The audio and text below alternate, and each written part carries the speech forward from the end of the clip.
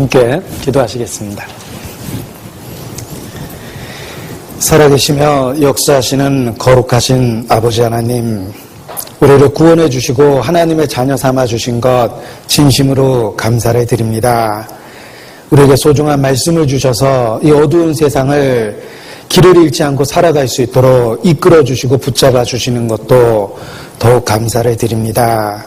이 시간 주의 말씀을 배우기 위해서 저희가 한자리에 함께 모였습니다. 우리에게 지혜를 주시고 총명을 주셔서 말씀을 올바로 깨닫고 또 그 옛날 유대인이 실수한 것처럼 우리 신앙에 잘못된 선택을 하지 않도록 이 시간 우리에게 교훈을 주시기를 주님 앞에 기도합니다. 우리가 얼마나 연약하고 또 어리석기까지 한지 깨달을 때마다 더욱 죽은 자를 살리시는 주의 권능만을 사모하고 기다립니다.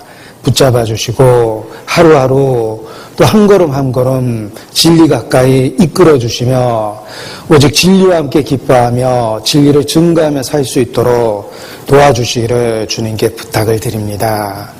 무엇보다 이루어진 영혼에 대한 열정을 먼저 우리 마음에 베풀어 주셔서 그리스도의 마음을 갖고 주변을 살피고 특별히 가족들의 영혼 반드시 인도할 수 있도록 주께서 은혜를 주시기를 더욱 간절히 기도합니다.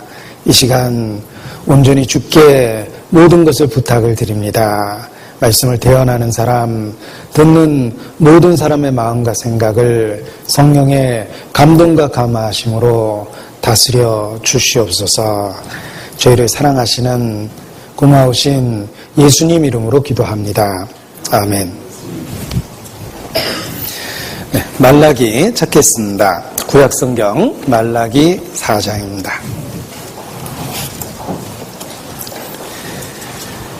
말라기 4장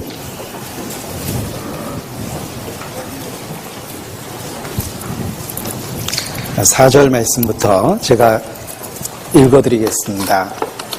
구약성경 말라기 4장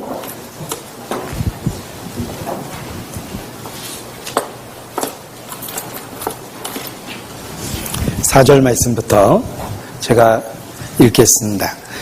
너희는 내가 호렙에서 온 이스라엘을 위하여 내 종 모세에게 명한 법, 곧 율례와 법도를 기억하라.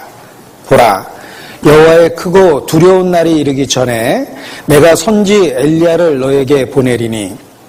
6절 말씀은 함께 읽겠습니다. 그가 아비의 마음을 자녀에게로 돌이키게 하고 자녀들의 마음을 그들의 아비에게로 돌이키게 하리라. 돌이키지 아니하면 두렵건대 내가 와서 저주로 그 땅을 칠까 하노라 하시니라.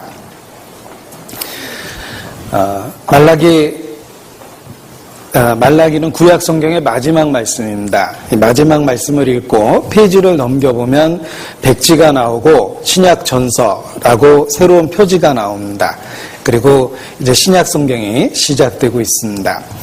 이 말라기부터 바로 마태이르기까지 그 기간이 약 400여 년 정도 됩니다. 그 400여 년의 기간을 중간시대라고 부릅니다. 오늘 말라기부터 마태에 이르는 그 중간시대에 대한 역사를 공부하기 위해서 이 자리에 함께 모였습니다. 중간시대라고 제목을 붙여놓으니까 꼭 중간고사인 줄 알고 오늘 안 오신 분도 많이 계실 거라고 생각합니다. 자, 그런데 이 구약 성경을 읽어보면 마지막 그 문단에 나오는 중요한 인물 둘이 있죠. 모세와 엘리야입니다. 이 모세와 엘리야는 바로 구약 성경을 대표하는 인물입니다.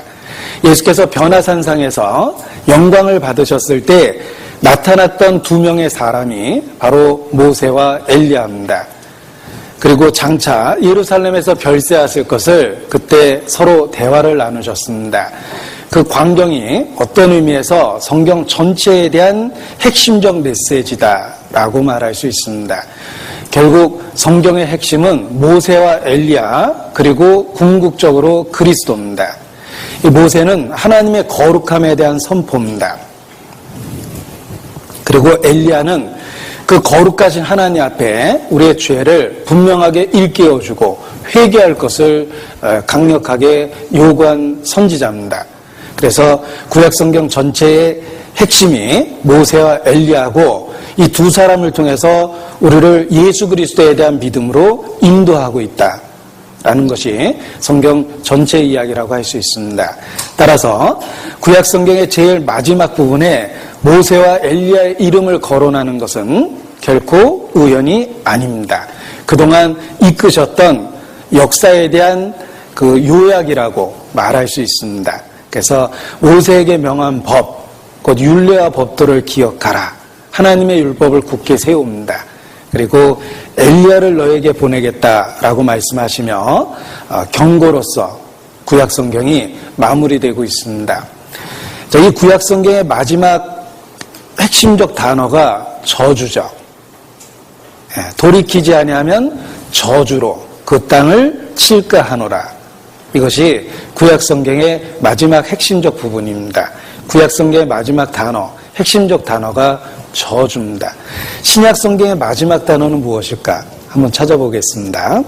요한계시록 22장 21절입니다. 마지막 문장 같이 읽겠습니다. 주 예수의 은혜가 모든 자들에게 있을지어다. 아멘. 네. 신약성경의 마지막 핵심적 단어는 은혜입니다. 그래서 구약은 저주로 끝이 나고 신약은 은혜로 끝이 난다라고 말해볼 수도 있습니다. 어둠에서 빛으로, 이것이 창조의 법칙이었습니다. 저녁이 되고 아침이 되니 이는 첫째 날이라 라는 순서를 갖습니다. 어둠에서 빛으로 이끄는 것이 하나님의 역사이며 구속의 역사입니다. 그래서 구약성경의 마지막 부분과 신약성경의 마지막 부분을 비교해보면 또한 하나님이 의도하신 구속의 역사를 더욱 분명히 깨달을 수 있습니다. 저주에서 은혜로 바꿔주시는 겁니다. 어둠에서 빛으로 바꿔주시는 겁니다. 우리가 구약성경을 제대로 배웠다면, 구약성경의 말씀을 자신의 삶에 적용했다면 하나님 앞에 큰 문제를 발견하게 됩니다. 우리의 연약함, 악함, 그리고 한계, 무능함, 인간 스스로 해결할 수 없는 그런 문제점들을 가득 마음에 품게 됩니다. 구약성경은 끊임없는 문제를 우리에게 제시하고 있기 때문에 그렇습니다. 그래서 우리 마음속에 그 모든 문제를 해결해 줄 그리스도를 사모하고 기다리게 됩니다. 그래서 구약성경 자체가 그리스도를 맞이할 수 있는 마음의 준비를 시키는 그런 내용의 연속으로 이루어져 있다, 이렇게 말할 수 있습니다. 자, 이 구약과 신약의 그 중간에 400여 년이라는 공백 기간을 배움으로 인해서 우리가 얻을 수 있는 큰 유익이 있습니다. 첫 번째는 신약 성경을 읽기 시작했을 때 신약 성경의 상황, 사회적, 종교적 상황을 이해할 수 있는 그 배경 지식을 갖게 됩니다. 그리고 두 번째는 왜 유대인들이 기다렸던 메시아를 결국은 배척하고 십자가에 못 박았는지 그 이유를 깨닫게 됩니다. 따라서 그 동일한 실패와 실수를 우리 삶 속에 반복하지 않을 수 있는 교훈을 얻게 됩니다.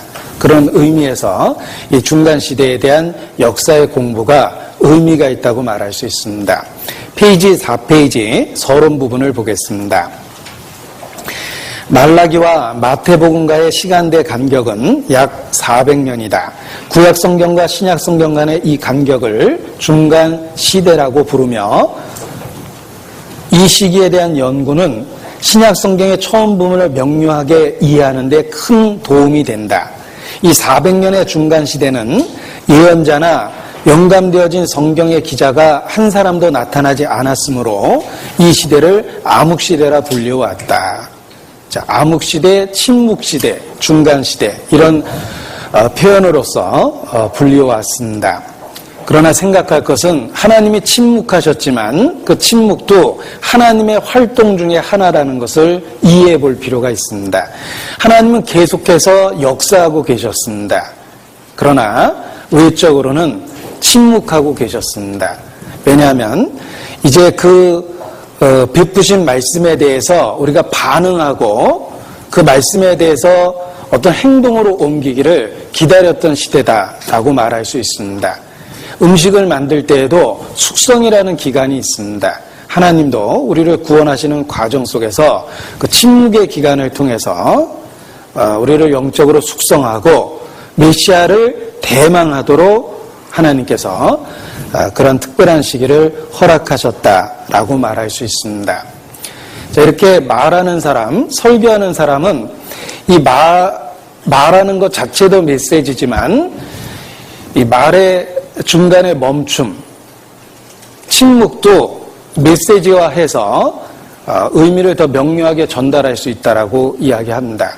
끊임없이 얘기하는 것보다는 적당한 멈춤이 이해를 도와주고 또 의도적인 멈춤은 생각할 수 있는 시간적 여유를 줍니다. 그래서 연설에도 멈춤, 휴지 그런 방법이 상대방으로 하여금 반응할 수 있는 기회를 만들어줍니다. 하나님께서도 400여 년이라는 침묵의 기간을 통해서 그들이 메시아를 받아들일 수 있는 준비를 하셨다라고 이렇게 생각해보고 교훈을 얻을 수가 있습니다. 4페이지 아랫부분의 패러그래프를 제가 읽겠습니다. 신구약의 중간시대 역사를 공부함으로 예수님 당시의 시대와 상황을 좀 더 이해할 수 있다. 또한 유대교가 왜 진리로부터 일탈하여 약속된 메시아로 오신 예수님을 배척하였는가 하는 치명적 잘못의 원인들도 깨달을 수 있다.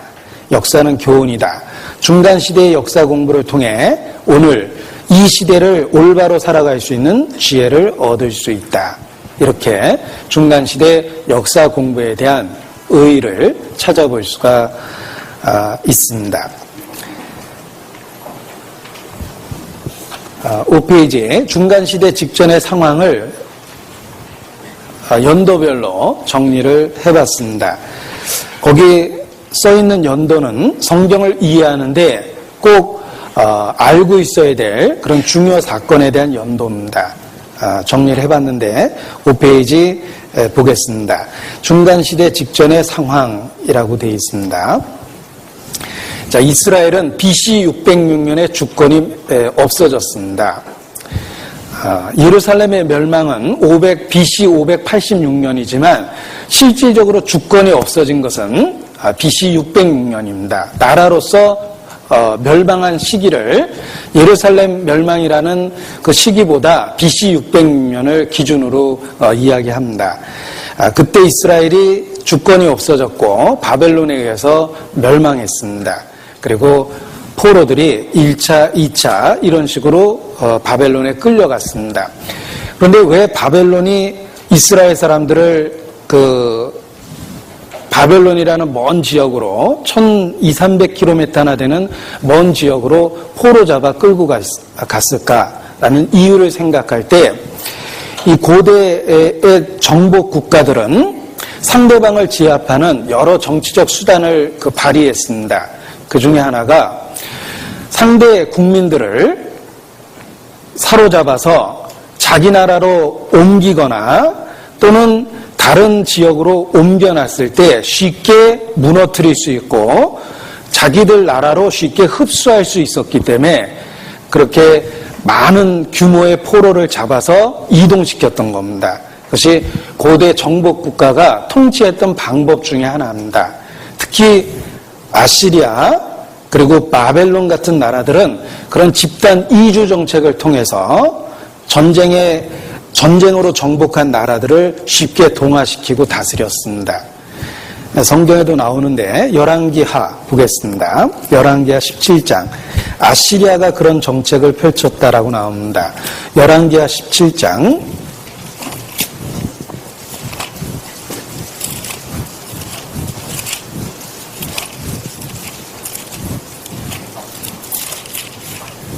23절 북이스라엘의 멸망에 대한 기록이 있습니다. 열왕기하 17장 23절 제가 읽겠습니다. 여호와께서 그 종 모든 선지자로 하신 말씀대로 심지어 이스라엘을 그 앞에서 제하신지라 이스라엘의 고향에서 아수르에 사로잡혀 가서 오늘까지 미쳤더라. 아수르 왕이 바벨론과 구다와 아와와 하맛과 스발와임에서 사람을 옮겨다가 이스라엘 자손을 대신하여 사마리아 여러 성읍에 두매 저희가 사마리아를 차지하여 그 여러 성읍에 거하니라. 자, 아수르 사람들이 북이스라엘을 점령했죠. 그리고 그 점령한 나라를 다스리는 방법으로서 본국 사람들은 포로로 잡아서 아수르라는 먼 나라로 끌고 갔던 겁니다. 그래서 그 민족성을 말살시키고 제국에 흡수시켰던 겁니다. 그러면 그 정복한 국가의 땅이 비었겠죠. 그 빈 땅에다가 다른 지역에 있는 사람들을 이주시키는 정책을 사용했던 겁니다.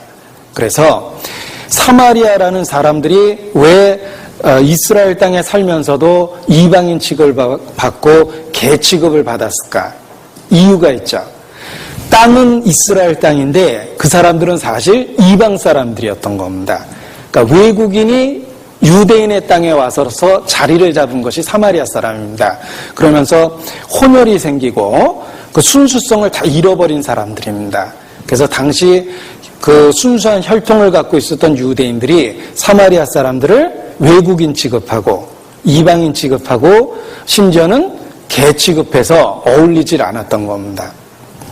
사마리아라는 그 독특한 사람들이 어떻게 생겼는지 유래를 알 수 있습니다. 자, 이와 같은 이주 정책을 적극적으로 펼쳤던 나라가 역사 속에서 아시리아 그리고 바벨론, 로마 같은 나라입니다. 그래서 로마도 이스라엘을 점령하고 유대인들을 전 세계에 흩어버렸습니다. 그래서 디아스포라라고 그러죠. 전 세계에 흩어버리고 그 빈 땅에다가 당시의 해양 민족이었던 블레셋을 이주시켰던 겁니다. 그래서 가나안 땅이 블레셋 사람들 차지가 되면서 블레셋이 우리 시대의 팔레스타인이 돼버린 겁니다. 그래서 성경에 나오는 가나안 땅이 지금 팔레스타인이라고 불리는 유래가 됐던 것입니다. 이것이 이제 고대 국가들이 일반적으로 행했던 이주 정책이다라고 말할 수 있습니다. 자, 그런데 페르시아는 좀 더 독특한 방법으로 정복 국가를 달았습니다. 페르시아는 이렇게 포용적으로 정복 국가를 다루었답니다. 그러니까 칼로 억압하는 것보다는 자기 민족에 대한 우수성에 대한 자부심이 있었기 때문에 잘해주면 저절로 흡수될 거다라고 생각하고 강제 이주 정책을 펼치지 않았습니다. 그리고 그들이 원하기만 하면 자기들의 땅에 돌아갈 수 있도록 정치적 배려도 했답니다. 그래서 유대인들이 바벨론에 포로 잡혀 있다가 페르시아 때 돌아올 수 있었던 이유도 페르시아의 그런 포용 정책에 힘을 입었다라고 이야기를 합니다. 자, 거기 정리된 연도표를 한번 봅니다. BC 606년에 바벨로니아 유수가 일어났습니다. 바벨론 유수, 70년 포로 생활입니다. 70년 포로 생활, 그래서 70년을 계산해 보면 BC 536년이죠. 네. BC 536년에 페르시아가 바벨론을 멸망시키고 거기에 포로 잡혀 있었던 이스라엘의 자유 귀환을 허용해 줍니다. 그때 왕이 고레스고 그 고레스 칙령에 의해서 유대인들의 자유 귀환이 허용됐던 겁니다. 이 고레스는 스룹바벨이라는 총독 지도자를 세웠습니다. 유대 자손 중에 지도자를 세워서 너희가 마음대로 고향으로 돌아가도 좋다라는 정치적 허가를 해준 겁니다. 그래서 그 당시 5만여 명의 그 이주자들이 고토, 조상들의 땅으로 돌아올 수가 있었습니다. 자, 그런데 이 5만여 명이 돌아왔다라는 건 대단한 결정을 한 겁니다. 포로 기간이 70년이었다는 걸 기억해 보십시오. 무슨 뜻입니까? 세대가 꺾여서 대부분의 사람들은 바벨론에서 태어나서 자란 사람들입니다. 그러니까 고향에는 가본 적도 없는 거예요. 아버지 세대의 고향이죠. 그럼에도 불구하고 자리 잡아 있던 터전을 버리고 고토, 조상들의 땅으로 돌아왔다는 것은 신앙적 열심이 대단하고 민족적 애국심이 강한 사람들이 돌아왔던 겁니다. 그래서 그 황무한 땅에 돌아와서 적응할 수 있는 그런 그 적극적인 자세가 돼 있었던 겁니다. 자, 이 성경을 공부해 보면 가장 기적과 같은 내용 중에 하나입니다. 바벨론 유수 70년이 예언되어 있었다는 것. 그리고 더욱 놀라운 것은 고레스 왕에 의해서 풀려날 것이 예언되어 있었다는 것. 이것이 성경의 가장 큰 신비 중에 하나입니다. 에레미야 25장입니다. 에레미야 25장. 마치 우리나라로 치면 일제 36년이라는 식민지 기간이 예고됐던 것처럼, 예언됐던 것처럼 놀라운 사실입니다. 에레미야 25장.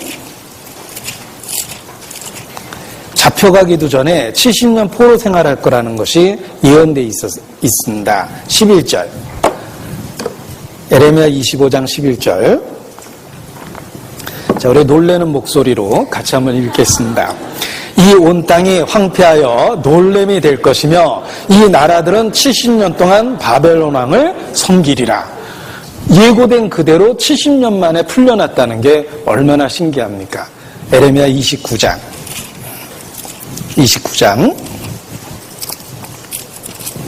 10절입니다. 또 같이 읽겠습니다. 나 여호와가 이같이 말하노라. 바벨론에서 70년이 차면 내가 너희를 권고하고 나의 선한 말을 너희에게 실행하여 너희를 이곳으로 돌아오게 하리라. 자, 다니엘 선지자도 이 에레미야 말씀을 읽다가 깨달았다고 돼 있죠. 아, 하나님이 우리를 70년 만에 풀어주시는구나 하고 이 다니엘도 그 발견한 사실을 다니엘서에 기록하기도 했습니다. 그런데 더욱 놀라운 것은 누가 풀어줄지도 예언되어 있었다는 거예요. 고레스. 페르시아의 왕의 이름조차도 예언되어 있습니다. 이사야서 44장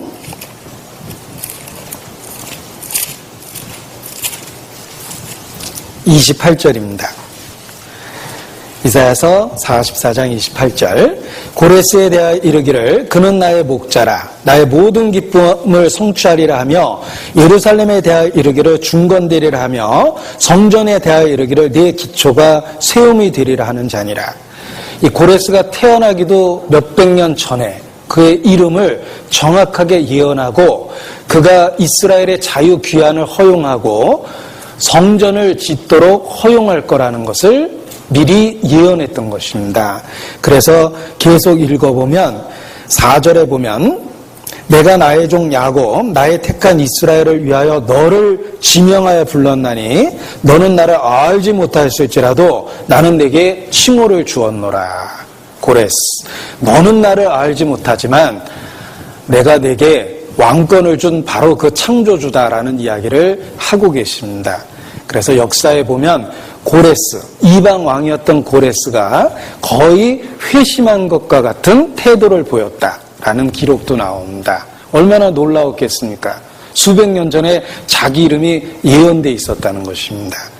그래서 성경의 예언의 신비 중에 하나가 바벨론 유수와 관련된 구체적 예언이다. 이렇게 말합니다. 자, 70년 만에 돌아왔습니다. 그리고 바로 성전 건축을 했는데 성전 건축이 20년 만에 끝납니다. 연도도 외기 좋죠. 그래서 BC 516년에 성전 완공이라고 돼 있죠. 그런데 이 성전이 20년 동안 건축된 것이 아니라 우리가 역사를 공부해 보면 오자마자 성전 건축을 시작했다가 어려움에 봉착해서 중단되고 15년 정도 멈춰 있었습니다. 그리고 15년 만에 다시 짓기 시작해서 전체적으로 20년 만에 완공이 됐던 겁니다. 그러한 내용들이 이제 학개나 스가랴서를 배경으로 해서 기록되어 있습니다. 학개와 스가랴가 제2성전이 건축될 당시에 활동했던 선지자입니다. 의기는 좋죠. 성전 건축할 거냐? 학개요. 그래서 학개가 그 당시에 활동했다고 그러는데 심오한 뜻은 없습니다. 에스라를 보겠습니다. 에스라. 구약성경의 에스라입니다. 에스라 6장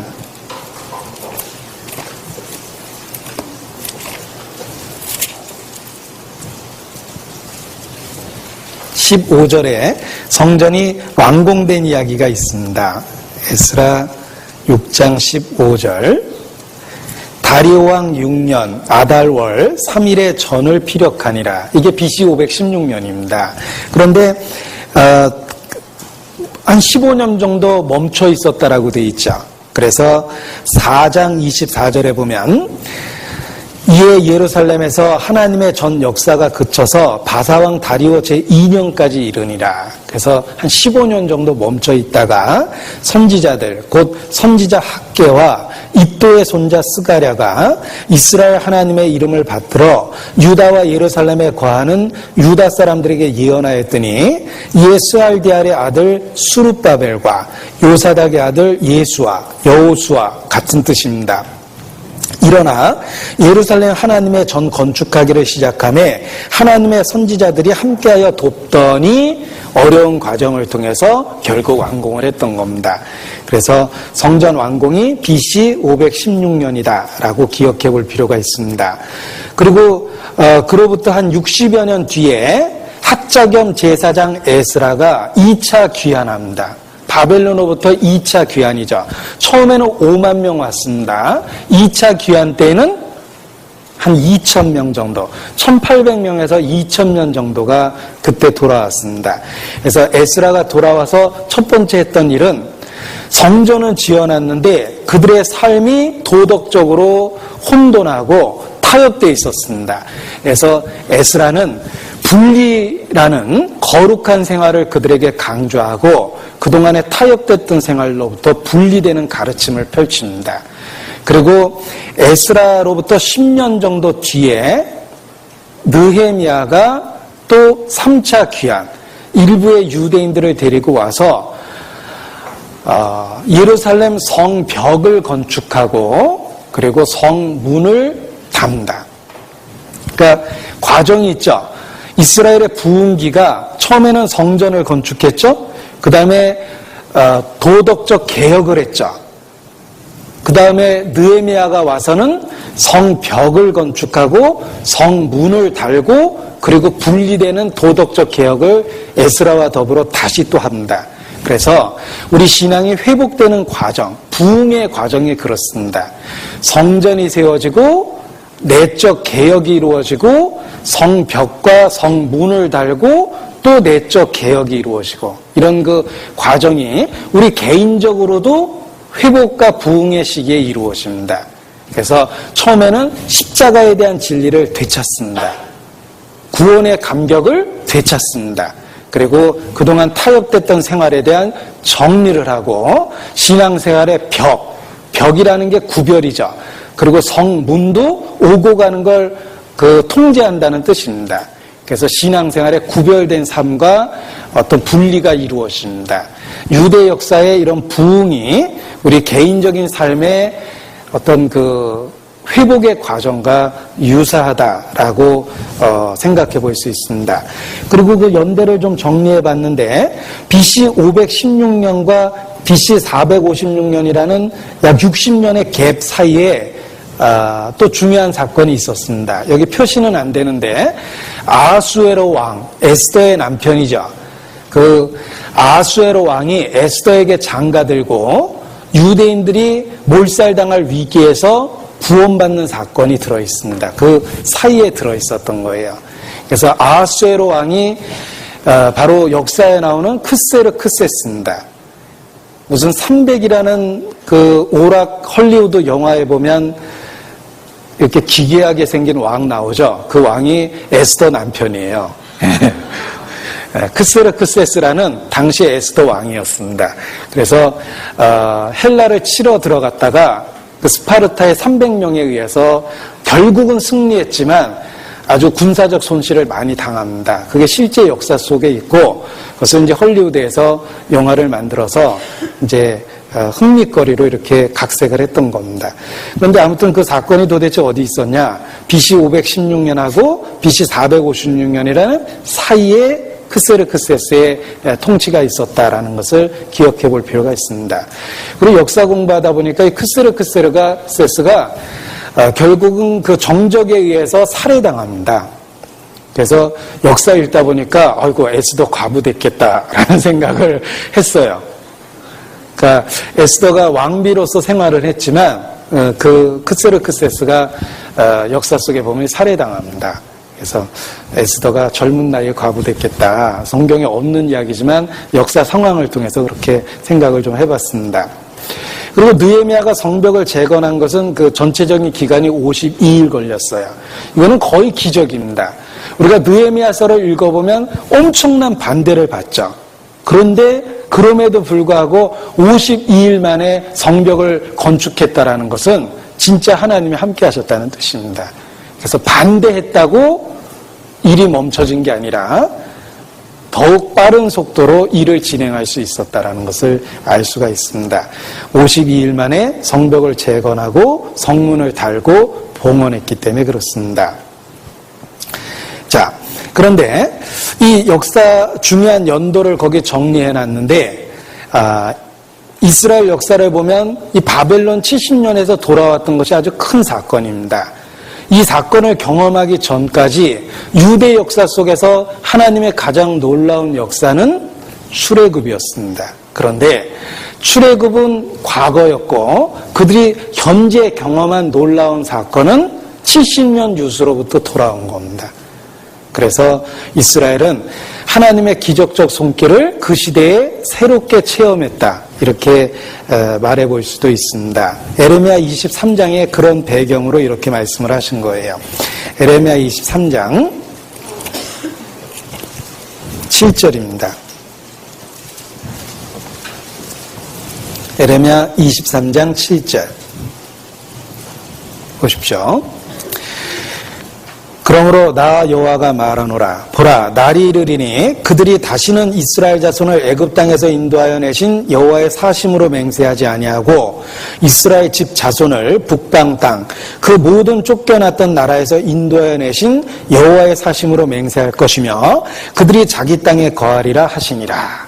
자, 보십시오. 유대인들이 바벨론 유수로부터 돌아오기 전까지는 그들이 경험한 최고의 기적이 애굽에서 돌아온 사건이죠.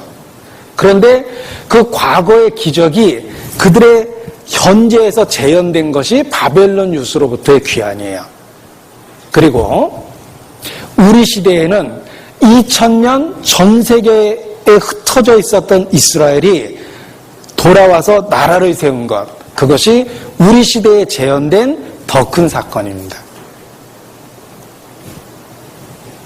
그리고 이 사건을 영적으로 해결하면 사탄의 권세, 죄 가운데 있었던 우리가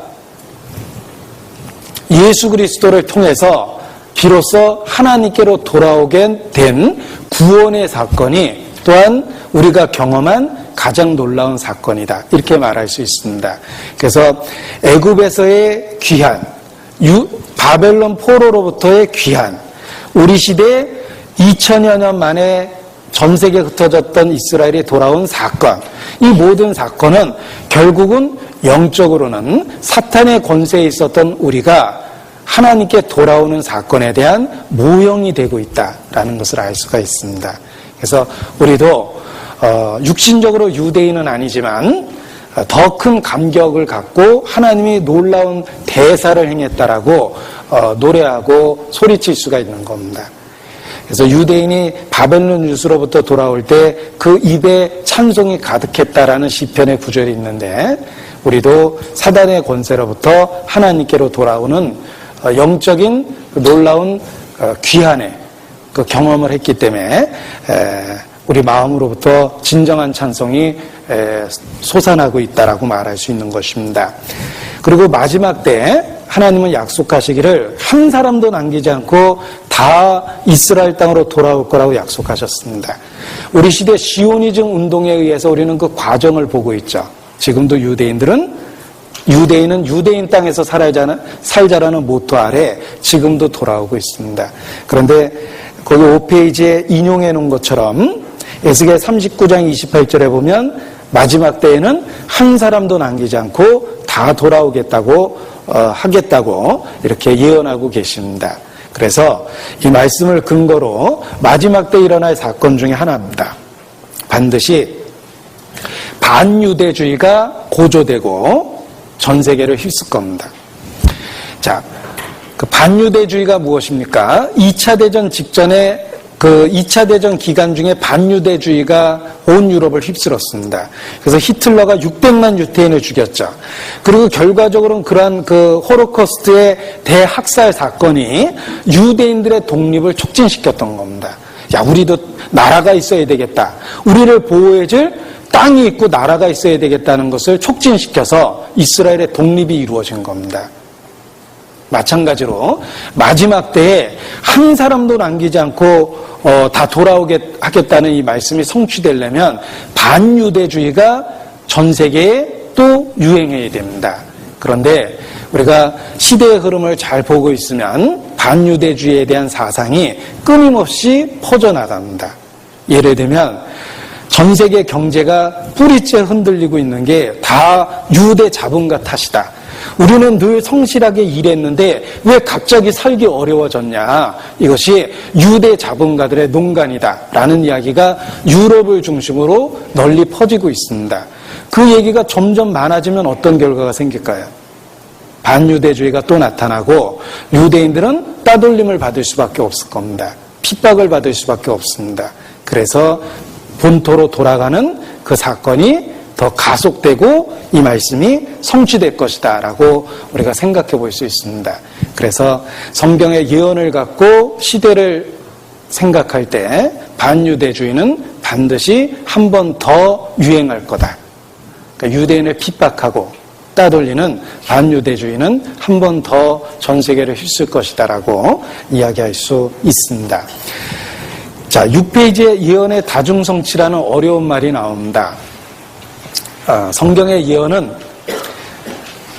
선지자가 예언할 때 선지자가 살아있을 때 성취될 예언이 있고 가까운 시대에 성취될 예언이 있고 종말론적으로 마지막 때 이루어질 예언이 있고 궁극적으로 구속의 역사와 관련된 그 성취가 있고 이런 뜻입니다. 그래서 하나의 예언이 여러 번 성취된다라는 것이 다중성취예요. 이것을 이해하면 성경을 보는 눈이 넓어집니다. 그래서 어떤 분은 우리 시대의 유대인이 돌아오는 사건을 성경에서 읽어주면 이게 바벨론 유수로부터의 귀환이다라고 편견을 갖고 마음의 문을 탁 닫습니다. 얼핏 맞는 것처럼 보이지만 사실은 그 사람의 지식이 편견이 더 이상 깨닫지 못하게 눈을 막아버린 겁니다. 하나님의 예언의 말씀은 다중성취라고 그랬죠? 여러 번 반복해서 확장돼서 이루어진다는 겁니다.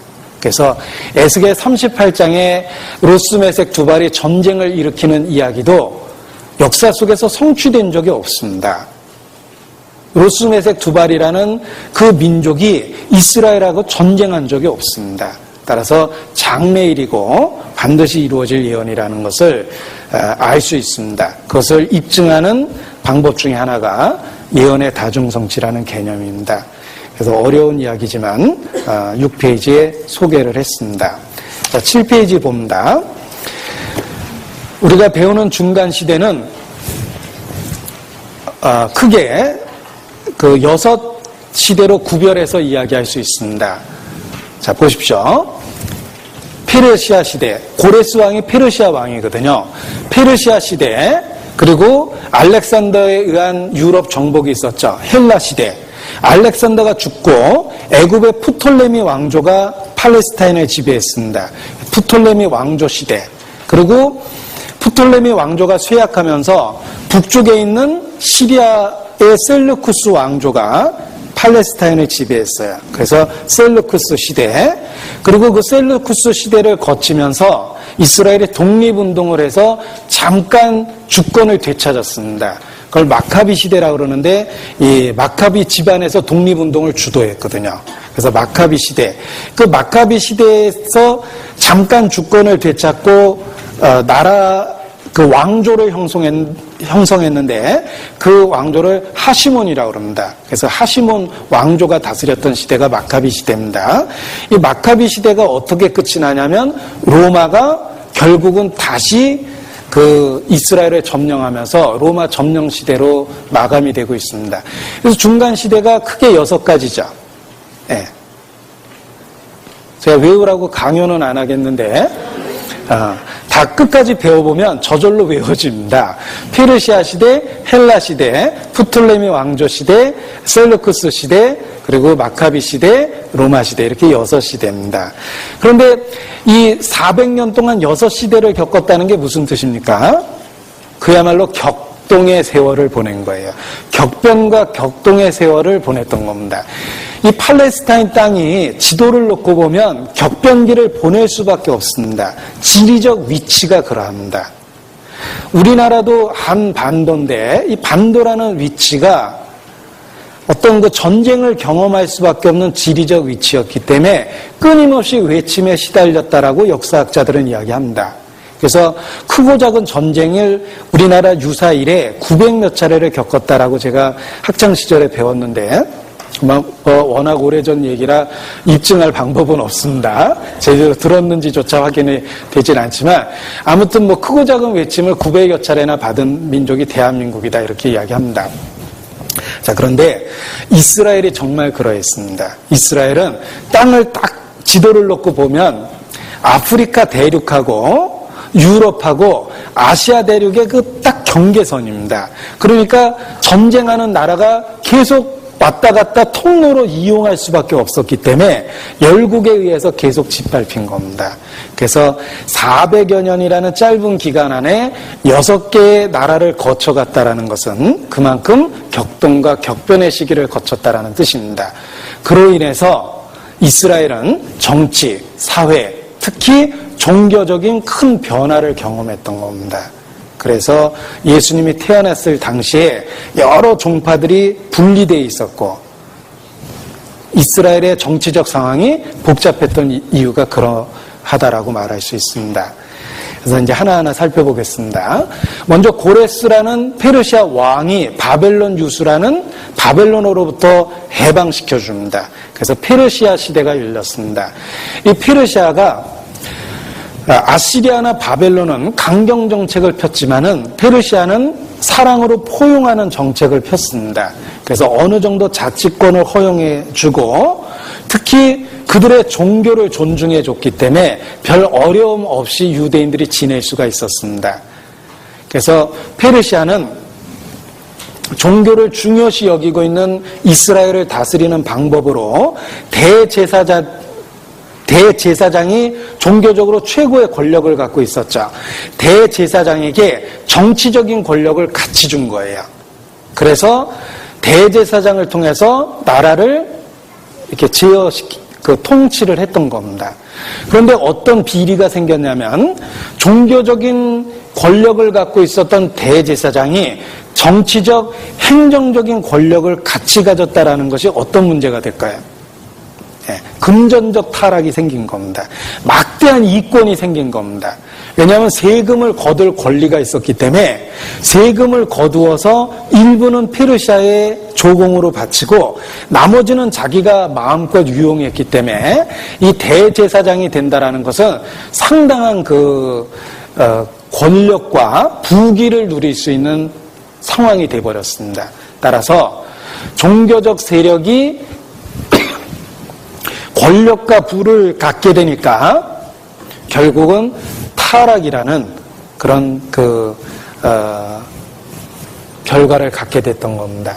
그래서 대제사장이라는 그 직책이 점점 타락하는 역사를 페르시아 시대에 겪었던 겁니다.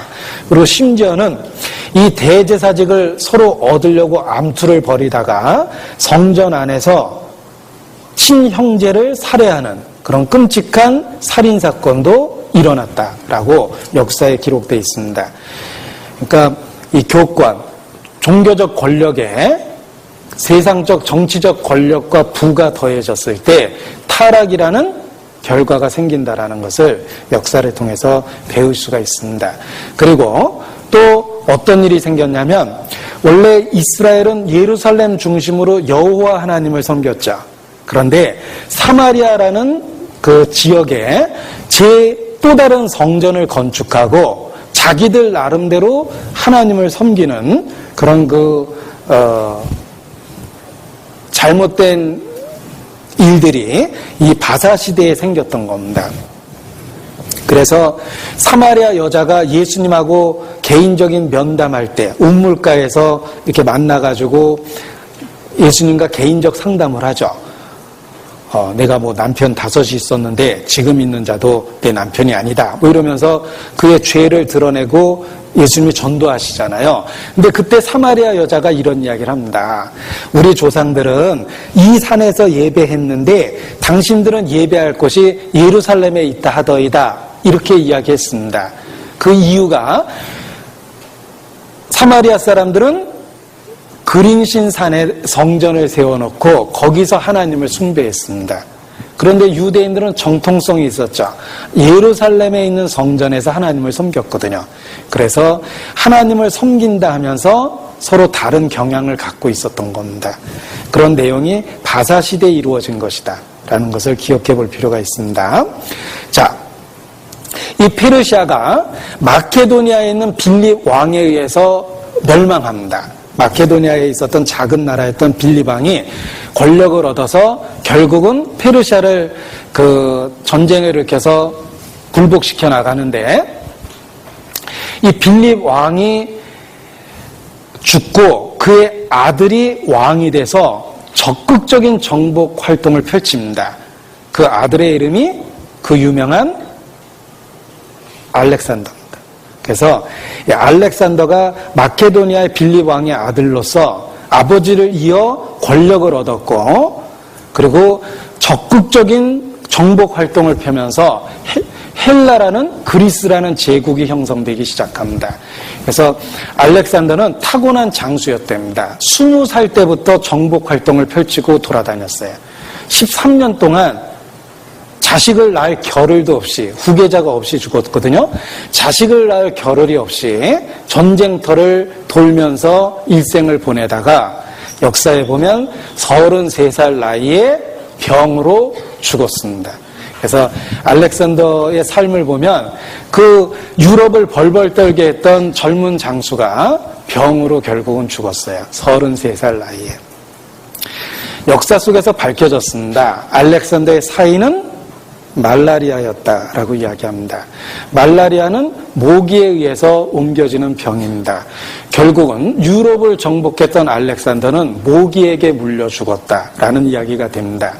욥기에 보면 하루살이에게로도 눌려 죽을 인생이겠느냐라고 얘기했는데, 이 사람이 강하다고 하지만 얼마나 약하고 보잘것없는 존재인지를 입증해 주는 게 알렉산더예요. 알렉산더는 결국은 33살 나이에 자식도 못 낳아보고 그 말라리아로 죽었습니다. 이 알렉산더에 대한 예언은 다니엘서에 너무나 구체적으로 나옵니다. 그래서 예를 들면 그 수염소가 막 달려오는데 현저하게 난 뿔이 있더라. 그것이 헬라의 첫 번째 왕이라 그랬는데 그것이 바로 알렉산더입니다. 그래서 너무나 구체적으로 그 다니엘서에 예언되어 있었기 때문에 불신자들은 더욱더 믿지 못하는 이유로 그 다니엘서를 삼았습니다. 이건 역사를 보고 쓴 게 틀림없다라고 그렇게 안 믿었던 성경 중에 하나가 다니엘서이기도 합니다. 자, 이 알렉산더가 갑자기 죽고 이제 나라가 넷으로 분열됐는데, 알렉산더 시대에 알렉산더가 아주 성공적으로 빠른 시간 안에 유럽을 정복할 수 있었던 이유가 있답니다. 그것은 이미 주변 나라가 상업적으로, 문화적으로 헬라 문화를 흡수하고 있었던 상태랍니다. 그러니까 주변 나라가 전쟁에 의해서 점령되기 전에 상업적으로 교류가 되었고 문화적으로 헬라 문화를 다 받아들이고 있는 상태이기 때문에 정복되었을 때 거부감 없이 바로 항복하거나 흡수되었답니다. 그래서 쉽게 짧은 기간 안에 헬레니즘이라는 그 그리스 문화가 유럽을 사로잡았다라고 이야기합니다. 자, 뭐 이런 예 들어서 좀 뭐하겠지만, 예를 들면 우리가 미국 문화가 강하잖아요. 우리 교통체계도 미국식이고 우리나라 법률체계도 미국식 법률체계를 따르고 모든 것이 비슷합니다. 예. 그래서 만일 미국에 흡수된다고 해도 거부감이 적을 거예요. 그런데 독일에 의해서 우리가 흡수됐다 그러면 거부감이 더 심할 거예요. 뭐든지 다르니까. 예. 당시에 헬라가 이미 헬레니즘이라는 문화를 퍼뜨리고 있었기 때문에 칼로 점령했을 때도 쉽게 흡수됐다라는 것입니다. 그런데 그런 그 배경이 팔레스타인이라는 이스라엘에게도 관련되어 있습니다. 왜냐하면 이스라엘은 헬라 문화를 조금씩 접하면서 헬라에 대한 거부감이 없었습니다. 게다가 알렉산더가 실제로 쳐들어왔을 때 알렉산더에 대한 예언을 다니엘서를 통해서 보고 있었죠. 그러니까 더더욱 거부감이 없이 이건 하나님이 미리 작정한 어쩔 수 없는 운명이다라고 생각하고 알렉산더를 열렬하게 환영을 해줍니다. 그리고 알렉산더도 그거에 대한 보응으로 유대인들에게 호의적이었고 유대인들에게 시민권을 주고 도서관을 세워주고 헬라식 건물을 만들어주고 그랬습니다. 그래서 이 헬라 문화가 유대인들에게 쉽게 들어갈 수 있는 그 배경이 되었다. 그래서 유대인 이름 중에 헬라식 이름이 많이 생겼답니다. 그래서 우리가 성경에 나오는 사람들의 이름도 헬라식 이름을 많이 갖고 있어요.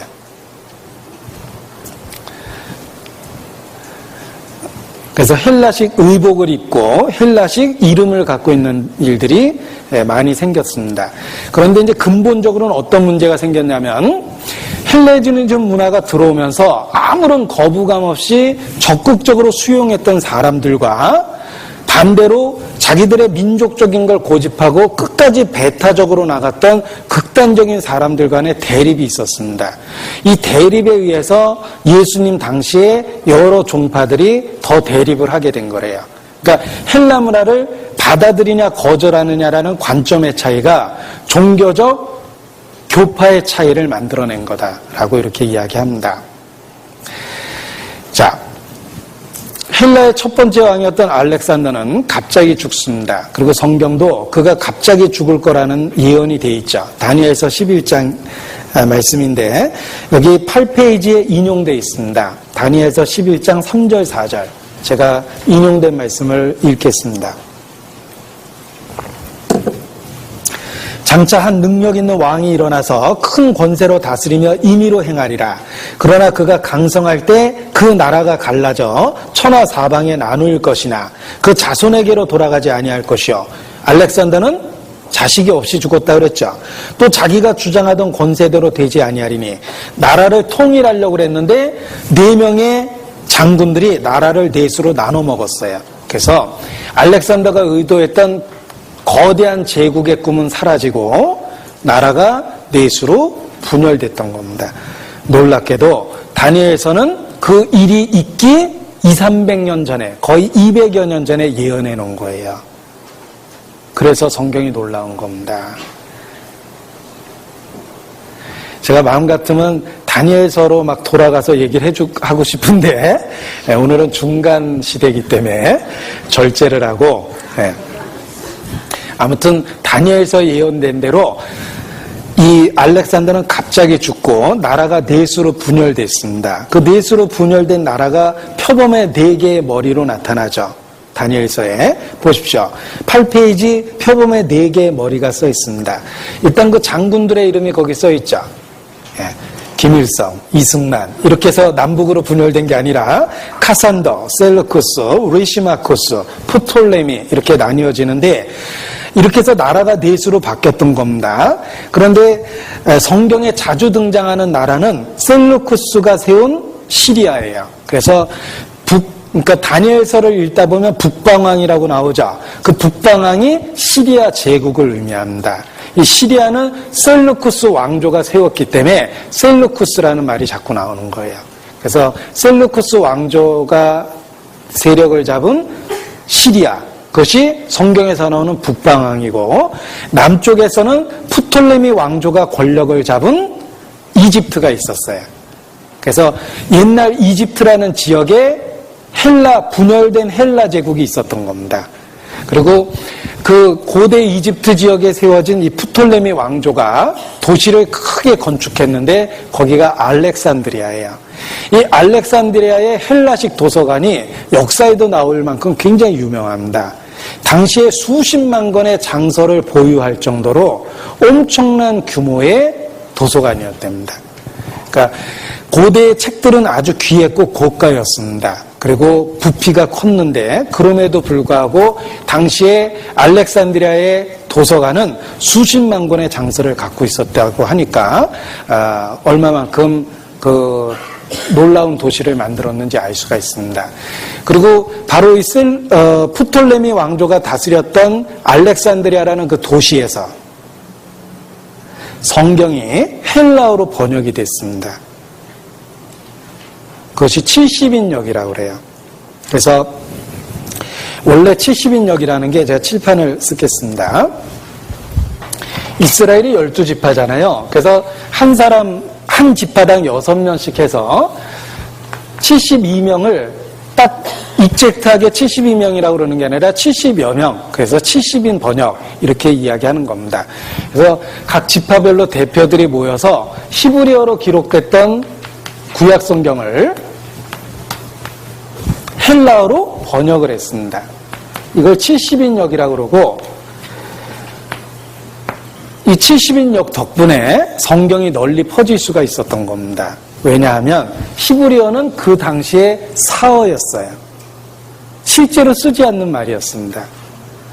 우리가 예를 들면 무슨 우리나라의 이두 문자 같은 게 있지만 지금은 전혀 쓰이지 않잖아요. 마찬가지로 히브리어는 사어였습니다. 그래서 일반 사람들은 읽지도 못했대요.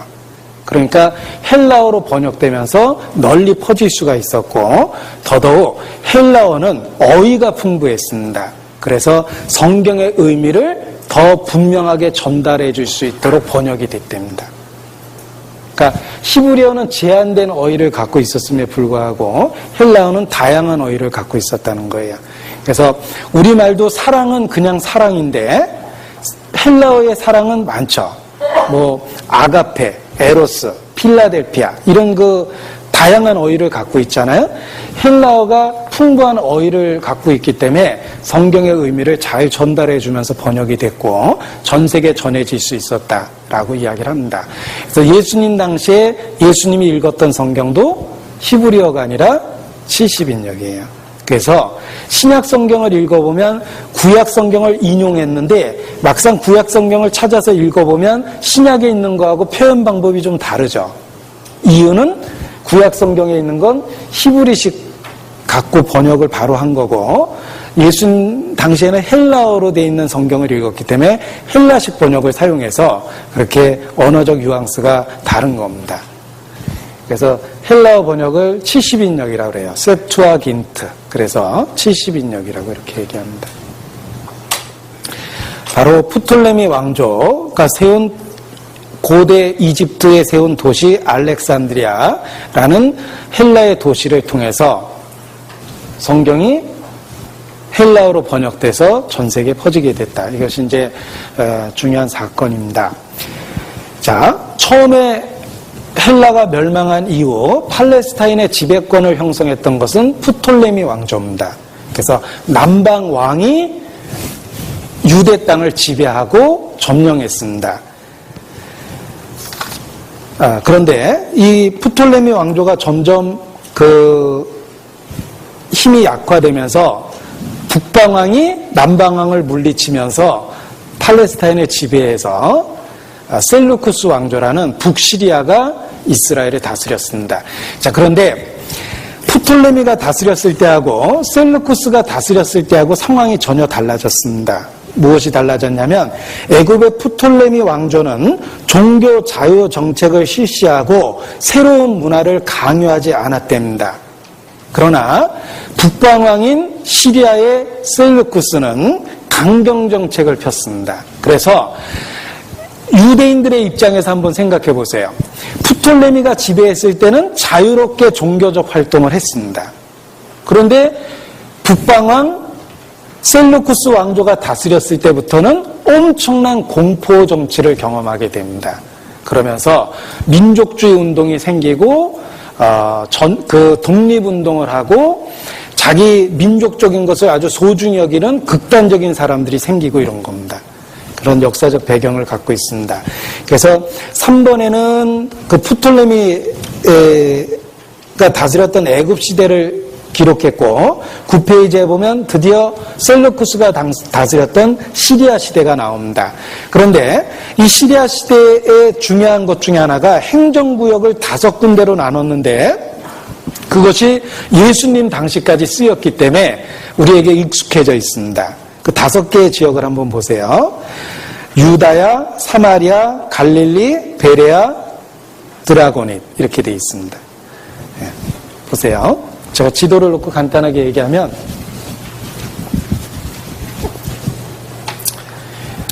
이스라엘 지도입니다. 여기가 갈릴리 호수, 요단강, 사해바다 이렇게 되어 있죠. 자,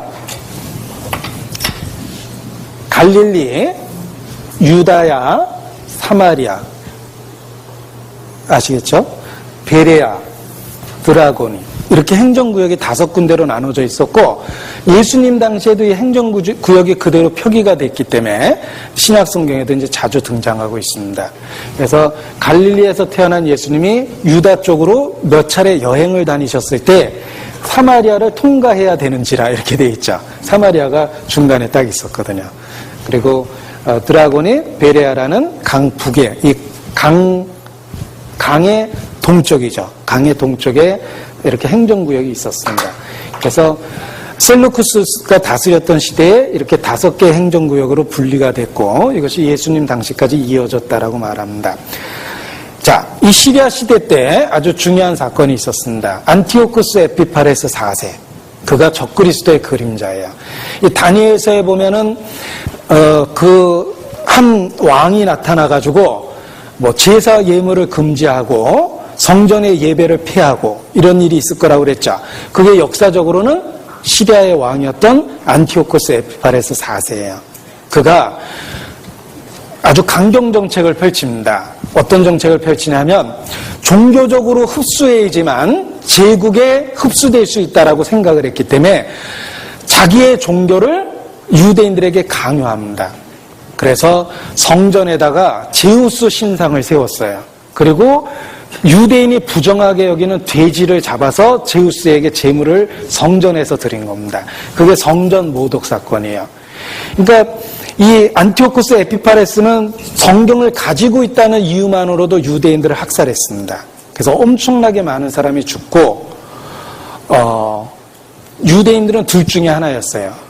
포기하고 그 타협된 종교를 이방의 종교를 받아들이든지 아니면은 여호와 하나님을 믿겠다고 결심하면 목숨을 걸어야 됐습니다. 그것이 이제 안티오코스 에피파레스가 다스렸던 시대고 적그리스도 시대를 예표하는 거예요. 우리에게. 그래서 이 마지막 때 적그리스도의 모습이 역사 속에 나오는 시리아의 왕 안티오코스 에피파레스 4세의 모습 속에 그대로 들어있습니다. 그래서 역사 공부를 하면 적그리스도가 어떻게 역사할 건지도 알 수가 있어요. 다니엘서 11장입니다. 다니엘서 11장.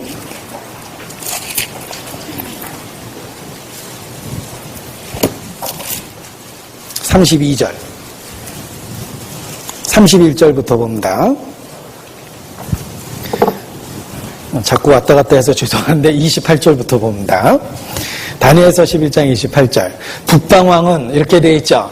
북방왕이 아까 누구라고 그랬죠? 셀루쿠스가 다스리는 시리아라고 그랬죠. 예.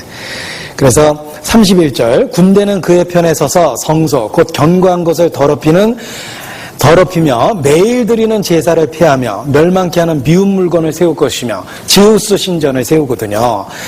그가 또 언약을 배반하고 악행하는 자를 게을로 타락시킬 것이나, 그러니까 하나님에 대한 그 잘못된 신앙 갖고 있는 사람을 더 타락시키는 거죠. 그 뒷부분을 읽겠습니다. 같이 읽죠. 오직 자기의 하나님을 아는 백성은 강하여 용맹을 발하리라.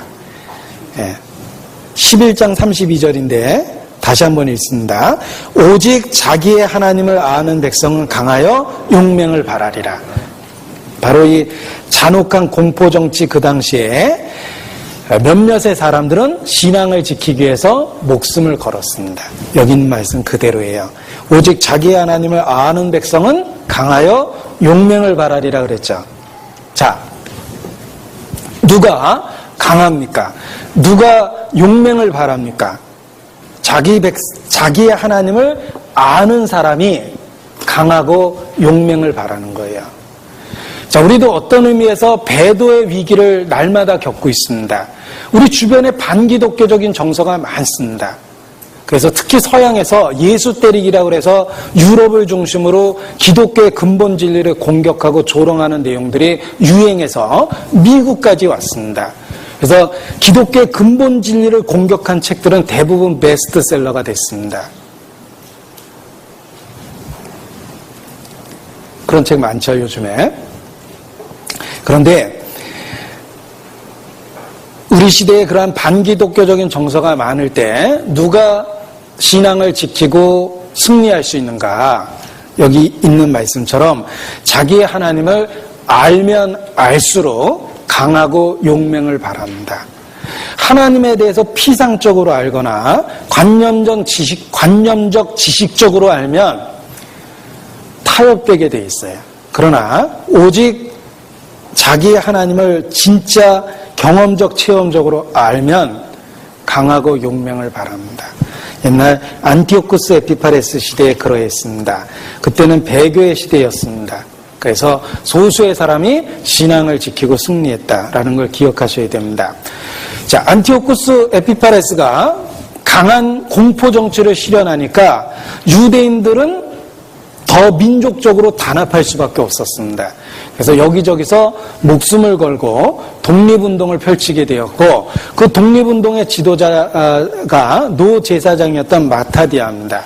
이 마타디아가 봉기해서 그 독립운동을 펼치고 그의 아들들이 다 용사였습니다. 함께 독립운동을 펼쳐서 마침내 안티오쿠스 에피파레스가 더럽혔던 성전을 회복하고 제우스 신전을 없애버리고 성전을 다시 깨끗하게 만들어줍니다.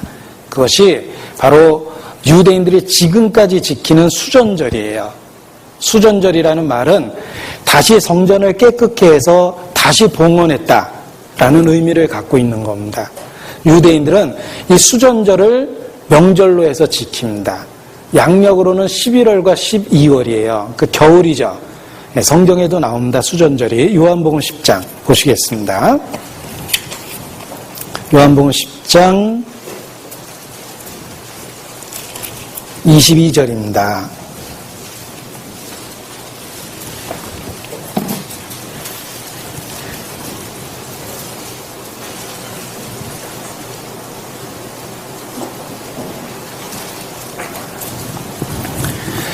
같이 읽죠. 예루살렘에 수전절이 이르니 때는 겨울이라. 이 수전절이라는 게 바로 그 더럽혔던 성전, 제우스 신전을 없애고 이스라엘의 독립운동을 통해서 성전을 회복하고 다시 하나님에 대한 제사를 회복했던 날입니다.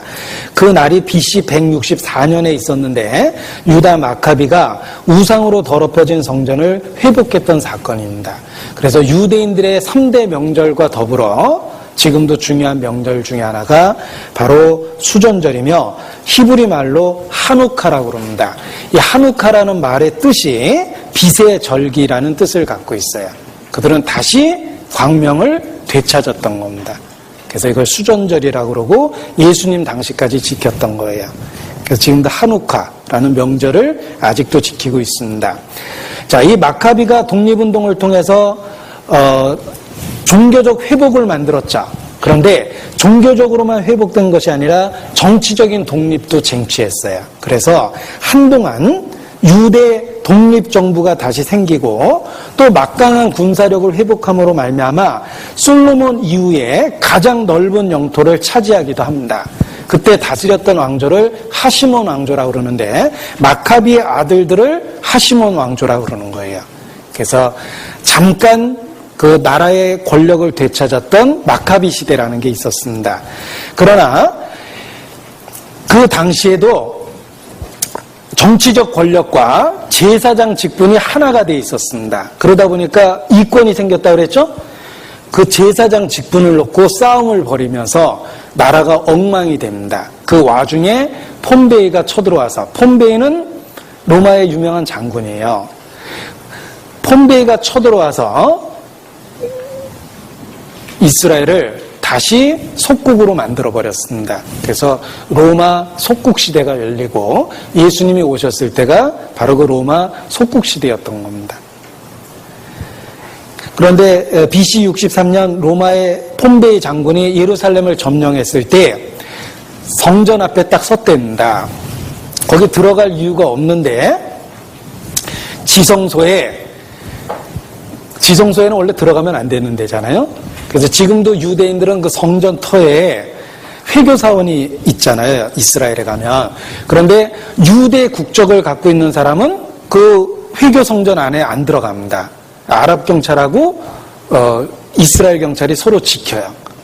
왜 안 들어가냐면 거기가 지성소 자리이기 때문에 어딘가가 속죄제사 없이 들어가면 하나님을 모독하는 거다라고 생각하기 때문에 유대인들이 전통적으로 꺼려하는 거랍니다.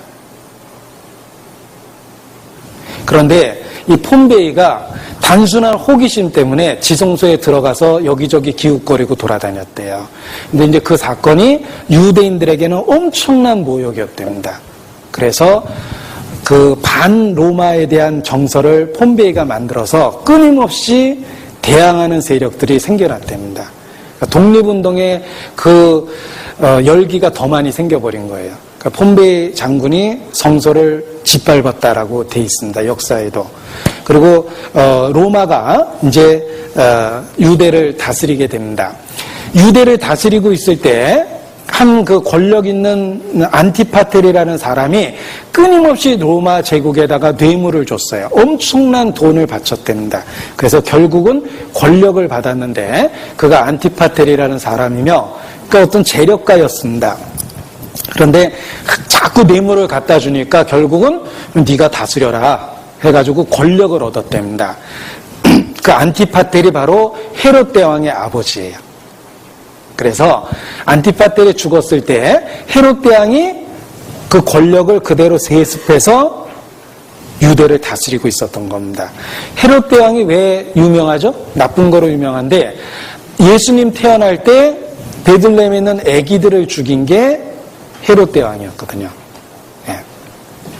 자, 그런데 그 사건도 헤롯 대왕에 대한 역사적 이야기를 살펴보면 이해가 갑니다. 헤롯은 권력을 유지하기 위해서 엄청난 돈을 계속 썼답니다. 그래서 자기 권력을 유지하려는 그 집착 때문에 자기 두 아들을 의심해서 살해했대요. 자기 왕권을 뺏을 것 같아가지고. 그리고 하나 남은 아들마저도 또 살해했답니다. 그래서 그 이야기가 로마에까지 전해져서 당시 로마의 왕이었던 옥타비아누스가 헤롯 대왕의 아들이 되느니 차라리 돼지가 되는 게 낫겠군라는 이야기를 해서 역사에도 남아있답니다. 그러니까 자기 아들을 왕권을 지키겠다는 집착 때문에 3명이나 살해한 사람이니까 유대의 왕이 베들레헴에 태어났다는 이야기 들었을 때 헤롯이 어떻게 반응했을 것 같아요? 애기 다 죽여라 이렇게 된 거예요. 원래 그 자기 왕권에 대한 그 병적 집착이 있어서 수단 방법을 가리지 않고 왕위를 지켜냈답니다. 그래서 그런 베들레헴의 영아 학살이라는 사건이 생긴 겁니다. 그런데 이 헤롯은 개인적으로 건축에 대한 상당한 그 식견이 있었답니다. 그래서 그 권력을 가지고 마사다라는 요새를 헤롯 대왕이 만든 거예요. 그러니까 혹시 무슨 일이 있으면 자기가 도망가서 살 수 있는 마사다라는 천연의 요새에 도저히 지을 수 없는 궁궐을 지었잖아요. 자기가 유사시에 도망가려고 그거 져놓은 겁니다. 그리고 또 하나 유대인들의 그 호의를 얻으려고 스룹바벨의 성전이 좀 초라했거든요. 솔로몬의 성전은 대단했죠. 그런데 다시 지은 스룹바벨의 성전은 초라했습니다. 헤롯이 유대인들의 환심을 살려고 큰 규모로 수축해줬습니다. 그래서 예수님 당시의 성전은 이게 뭐 40몇 년 동안 이거 46년 동안 지은 거라고 막 자랑하잖아요. 헤롯 대왕이 엄청난 경비를 들여서 수축했기 때문에 자랑할 만한 규모를 갖고 있었다. 이렇게 이야기합니다. 그 얼핏 중간 시대 이야기를 드리고 있지만 성경 얘기하고 다 관련이 되어 있죠. 예. 그래서 신약 시대를 이해할 수 있는 그 배경적 지식을 주는 겁니다. 13페이지입니다. 보세요. 중간 시대에 전개되는 종교적 변화. 자, 격동의 세월을 보냈습니다. 6개의 왕조가 스쳐갈 정도로 격동의 세월을 보냈습니다. 가장 큰 영향을 준 것은 헬라였습니다. 그래서 유대인들은 자연스럽게 두 가지 분리된 사람들로 구별됐습니다. 헬라 문화를 적극적으로 수용하는 헬라파가 있었고, 헬라 문화를 배척하고 민족적인 걸 강조하는 그런 열성적인 사람들로 이렇게 나뉘어졌던 겁니다. 그래서 그런 갈등이 여러 종파를 만들어낸 거다. 두 개의 언어가 있었고 두 개의 문화가 유다 팔레스타인 땅에 있었기 때문입니다. 두 개의 언어는 유대인들이 사용하는 아람어와 헬라어입니다. 그 두 가지 언어를 다 쓴 거예요.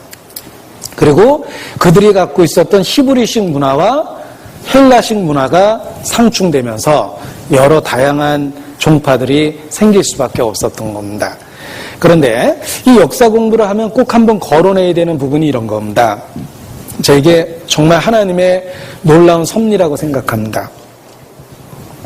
이스라엘이 바벨론 유수를 도대체 왜 당했습니까? 왜 70년 동안 포로 생활했습니까? 유대인들이 불순종하고 우상 숭배하고 이방인들의 신을 들여오고 하니까 하나님이 그들을 징벌하시고 바벨론으로 끌려가도록 만든 겁니다. 그러니까 바벨론에 끌려간 이유는 불순종과 이방신 숭배입니다. 그런데 진짜 이방신의 본거지에 끌려간 거예요. 바벨론에. 그런데 놀라운 건 70년의 포로 생활을 통해서 완전히 이교화된 것이 아니라 역설적으로 유일신 신앙을 되찾아서 돌아왔어요. 그러니까 이상하죠. 그러니까 하나님이 주신 땅에 살 때는 이방신 열심히 섬기다가 진짜 이방신의 본거지에 끌려가서는 와보니까 하나님이 제일 낫네. 이렇게 된 거예요. 그래서 유일신 신앙을 회복해가지고 돌아온 겁니다. 그게 역설이에요. 우리 인생이 그렇습니다. 우리가 완전히 이교적인 문화와 환경 속에서 삽니다. 죄 속에서 살죠. 본성 속에 죄가 있고 우리를 둘러싸고 있는 것은 세상적이고 사탄적이죠. 그런데 정말 진리를 찾으면 우리는 상실을 통해서 정말 귀중한 게 무엇인지를 깨닫는 거예요. 상실을 통해서 귀중한 걸 깨닫는다고 그랬죠? 우리 주변에 있는 죄와 세상과 허무한 것들 속에 둘러싸여 있으면서 참된 진리를 진리로 인식하는 겁니다. 유대 포로가 그러했어요. 그래서 그들이 바벨론 유수하에서 오히려 유일신 신앙을 회복했는데 회복할 수 있었던 이유를 거기 몇 가지 써봤습니다. 그래서 13페이지 1번 집중 연구 그랬죠. 이게 대충 보면은 안 보이고요. 집중적으로 봐야지 보이기 때문에 집중 연구라고 해놓은 겁니다. 이유를 찾아보겠습니다. 첫 번째. 그들 면전에서 성취된 기적적인 예언들 때문이다.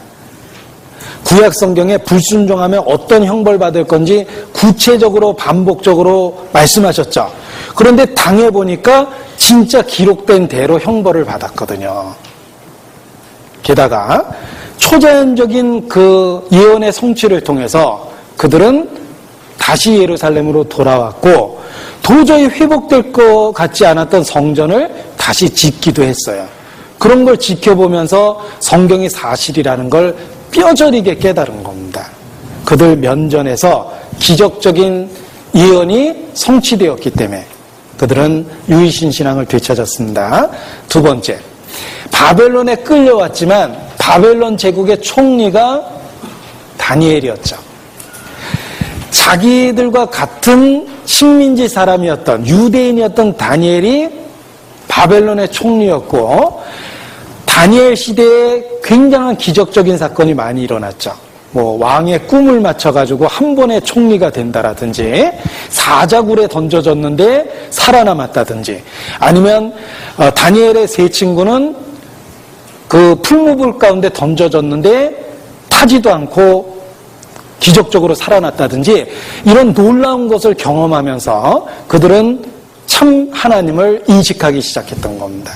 그래서 다니엘과 같은 당대의 신앙의 인물들이 놀랍고 기적적인 역사를 유대인들에게 계속 보여줬기 때문에 그렇게 된 겁니다. 세 번째, 유대인들은 선지자들에 의해 미리 예언되었던 축복과 회복의 약속을 비로소 대망하게 되었다. 보십시오.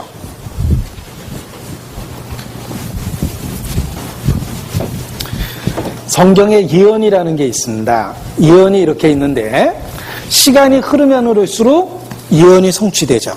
그래서 시간의 흐름 속에서 이미 성취된 예언들을 확실히 본 사람은 남아있는 예언도 반드시 이루어질 것이라는 것에 대한 믿음과 소망을 갖게 됩니다. 왜냐하면 이미 이루어진 예언은 남아있는 예언에 대한 보증이 되죠. 유대인들은 성경의 예언이 놀라울 정도로 성취되는 걸 봤어요. 그러니까 무슨 생각을 합니까? 자기 민족이 회복될 거라는 것도 틀림없이 이루어질 거라는 확실한 믿음을 갖게 된 거예요. 우리는 더더욱 말할 것도 없습니다. 우리는 당시 유대인보다 더 많은 부분 성취된 예언을 보죠. 이제 진짜 남아있는 건 천년왕국과 같은 미래의 이야기밖에 없어요. 우리는 이게 확실하게 이루어질 거라는 거 잘 압니다. 왜? 이미 성경은 수천 년 동안 문자 그대로 성취되었기 때문에 성취된 예언을 갖고 남아있는 예언이 확실히 이루어질 거라는 소망을 굳게 잡는 겁니다. 유대인이 그러했어요. 그래서 유이신 신앙을 회복했습니다. 네 번째, 총독 수르바벨에 의하여 1차 귀환한 5만여 명은 남은 자로 알려졌다고 그랬죠. 남은 자라는 게 무슨 뜻이냐면 그들이 흔히 말하는 띠란 사람들이 돌아온 게 아니라 제가 아까 얘기 드렸죠. 자기 아버지 세대에 끌려온 사람들이에요, 대부분. 그런데 돌아올 수 있었다라는 건 신앙적 훈련이 돼 있었고 하나님에 대한 열정이 가득하고 민족에 대한 어떤 그 애국심이 강한 사람들이 주로 돌아왔다는 거예요. 그래서 이스라엘이 유이신에 대한 신앙을 확실하게 붙잡고 돌아온 겁니다. 그러니까 적당하게 타협된 사람들은 돌아올 생각도 안 했을 거예요. 야, 바벨론에서 우리 70년 이상 살았는데 그냥 자리 잡고 살지 뭐 그런 대로 한 세상 지내시구려 뭐 이러면서 지낸 사람도 있을 거 아니에요? 근데 돌아온 사람들은 구별된 사람들이었다는 거예요. 이게 이제 남은 자 신학입니다. 남은 자라는 건 하나님이 사용하는 소수의 구별된 사람들은 어느 시대나 있다. 이게 남은 자 신학이거든요. 그래서 지금도 복음이 전해지는 것이 소수의 남은 자에 의해서 전해지는 겁니다. 우리 시대 기독교인들이 다 복음주의는 아니잖아요. 요즘에는 기독교 믿는 게 아니라 기복교 믿는 사람이 훨씬 더 많아요. 기복교와 기독교는 많이 다른 거예요. 그런데 이 5만여 명은 정말 올바른 신앙관을 갖고 있는 열정 있는 사람들이었습니다. 그래서 유이신 신앙을 회복했고, 그 다음에 수르바벨, 에스라, 느헤미야. 수르바벨과 에스라라는 80년의 간격이 있다고 그랬죠? 그 다음에 에스라와 느헤미야는 10년 정도의 간격이 있으니까 에스라와 느헤미야는 동시대 활동했던 기록이 나오는 거예요. 그런데 이렇게 이어지면서 신앙의 부흥기를 계속 가졌습니다. 그래서 수르바벨, 에스라, 느헤미야와 시대를 잇는 부흥기를 겪으면서 유이신 신앙을 회복했다라고 말할 수 있습니다. 5페이지 이어서 보면 여섯 번째로 유다 역사 속에 다윗 혈통으로 왕위가 계승되었으며 바벨론 포로 생활 중에도 다윗 자손은 그들과 함께 있었다. 이러한 사실이 다윗 왕국에 대한 회복에 대한 희망을 잃지 않도록 했다. 자, 구약 성경에는 확실하게 예언되어 있습니다. 메시아는 다윗의 후손이에요. 이새의 자손에게서 한 싹이 날 거라고 돼 있죠? 이새의 자손, 다윗 집안이잖아요. 그래서 다윗의 후손에게 의로운 가지를 일으킬 것이라고 예언되어 있습니다. 그런데 유대인들은 포로 잡혀왔지만 다윗의 후손들이 끊기지 않고 자기들 가까이 있는 걸 계속 봤어요. 하나님의 약속이 지켜지고 있다는 걸 본 겁니다. 다윗의 왕가는 끊이질 않았거든요.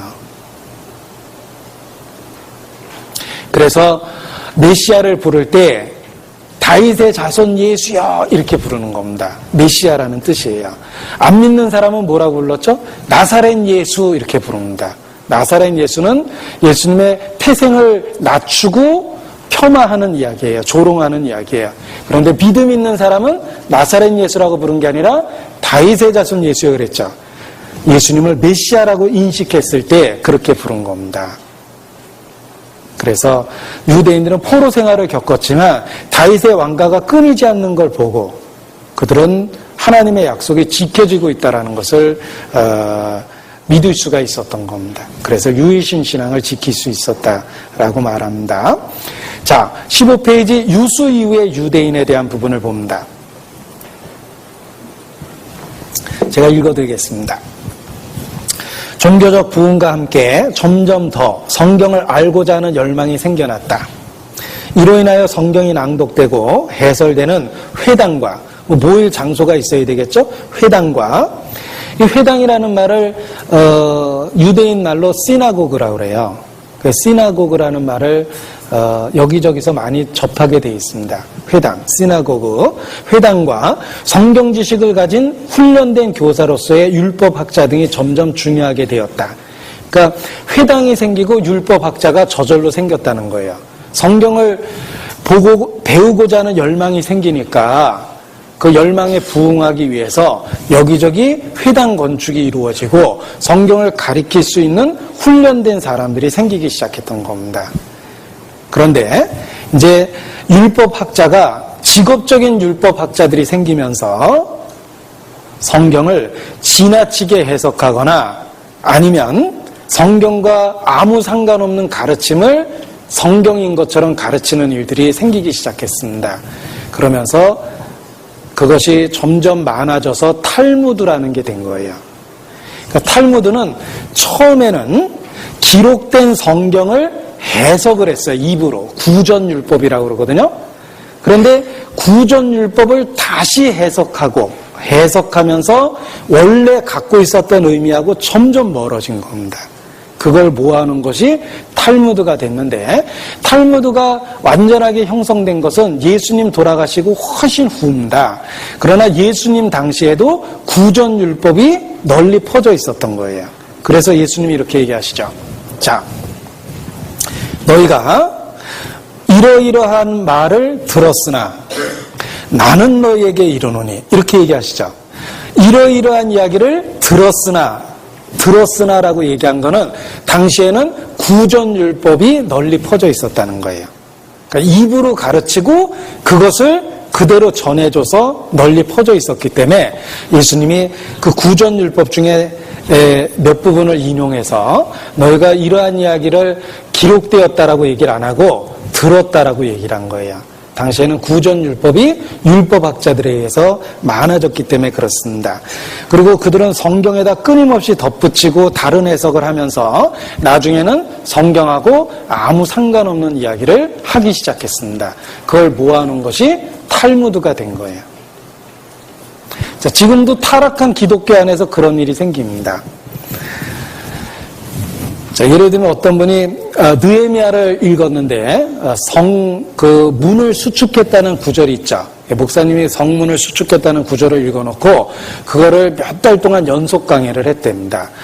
이 문에는 무슨 문이 있고 또 무슨 문이 있고 또 무슨 문이 있고 그래서 설교를 듣는 분이 이 문 안에 그렇게 복잡한 문이 많았는지 몰랐다고 그렇게 얘기하니까 사실은 그거는 목사의 창작품이죠. 그런 설교하면 예수님도 눈이 둥그레질 거예요. 그게 그런 뜻이냐? 그러면 자기 마음대로 가르친 거죠. 그래서 우리 시대에 이제 타락한 설교자들에게 성경과 상관없는 가르침들이 널리 퍼져요. 성경 읽었을 때는 안 헷갈렸는데 설명 들으니까 더 헷갈리고 이런 거 이제 그런 것도 그 중에 하나라고 생각합니다. 그러니까 쉬운 얘기를 어렵게 만들거나 아니면 본문하고 전혀 상관없는 이야기를 해나가는 겁니다.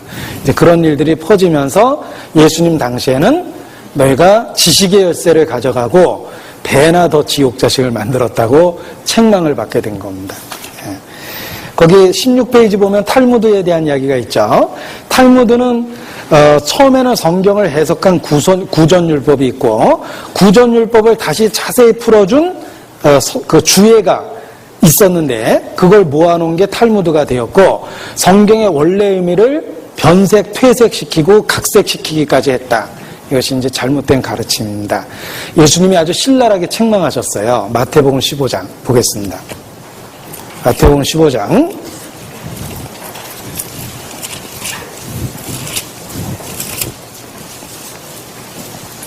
6절입니다.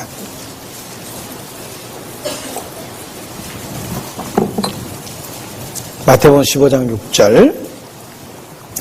그 부모를 공경할 것이 없다 하여 너희 유전으로 하나님의 말씀을 폐하는도다.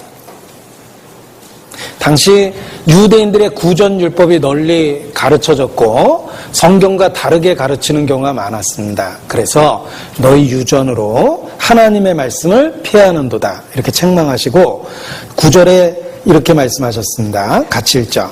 사람의 계명으로 교훈을 삼아 가르치니 나를 헛되이 경배하는도다 하였느니라 하시고, 하나님의 말씀이 아닌 인간의 가르침을 가르치는 그런 일들이 많이 생겼습니다.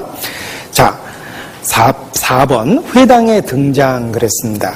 유대인들은 바벨론 유수 후에 성경을 배워야겠다는 필요성을 적극 느끼고 있었지만 성경이 히브리어로 기록되어 있다고 그랬죠?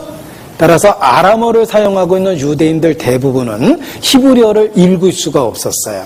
그래서 히브리어를 배워서 정통하고 그것을 다시 아람어로 번역해주고 설명해 줄 수 있는 사람이 필요했습니다. 그런 의미에서 이제 학자들이 생기고 그 여러 종파들의 그 근간을 이뤘던 겁니다.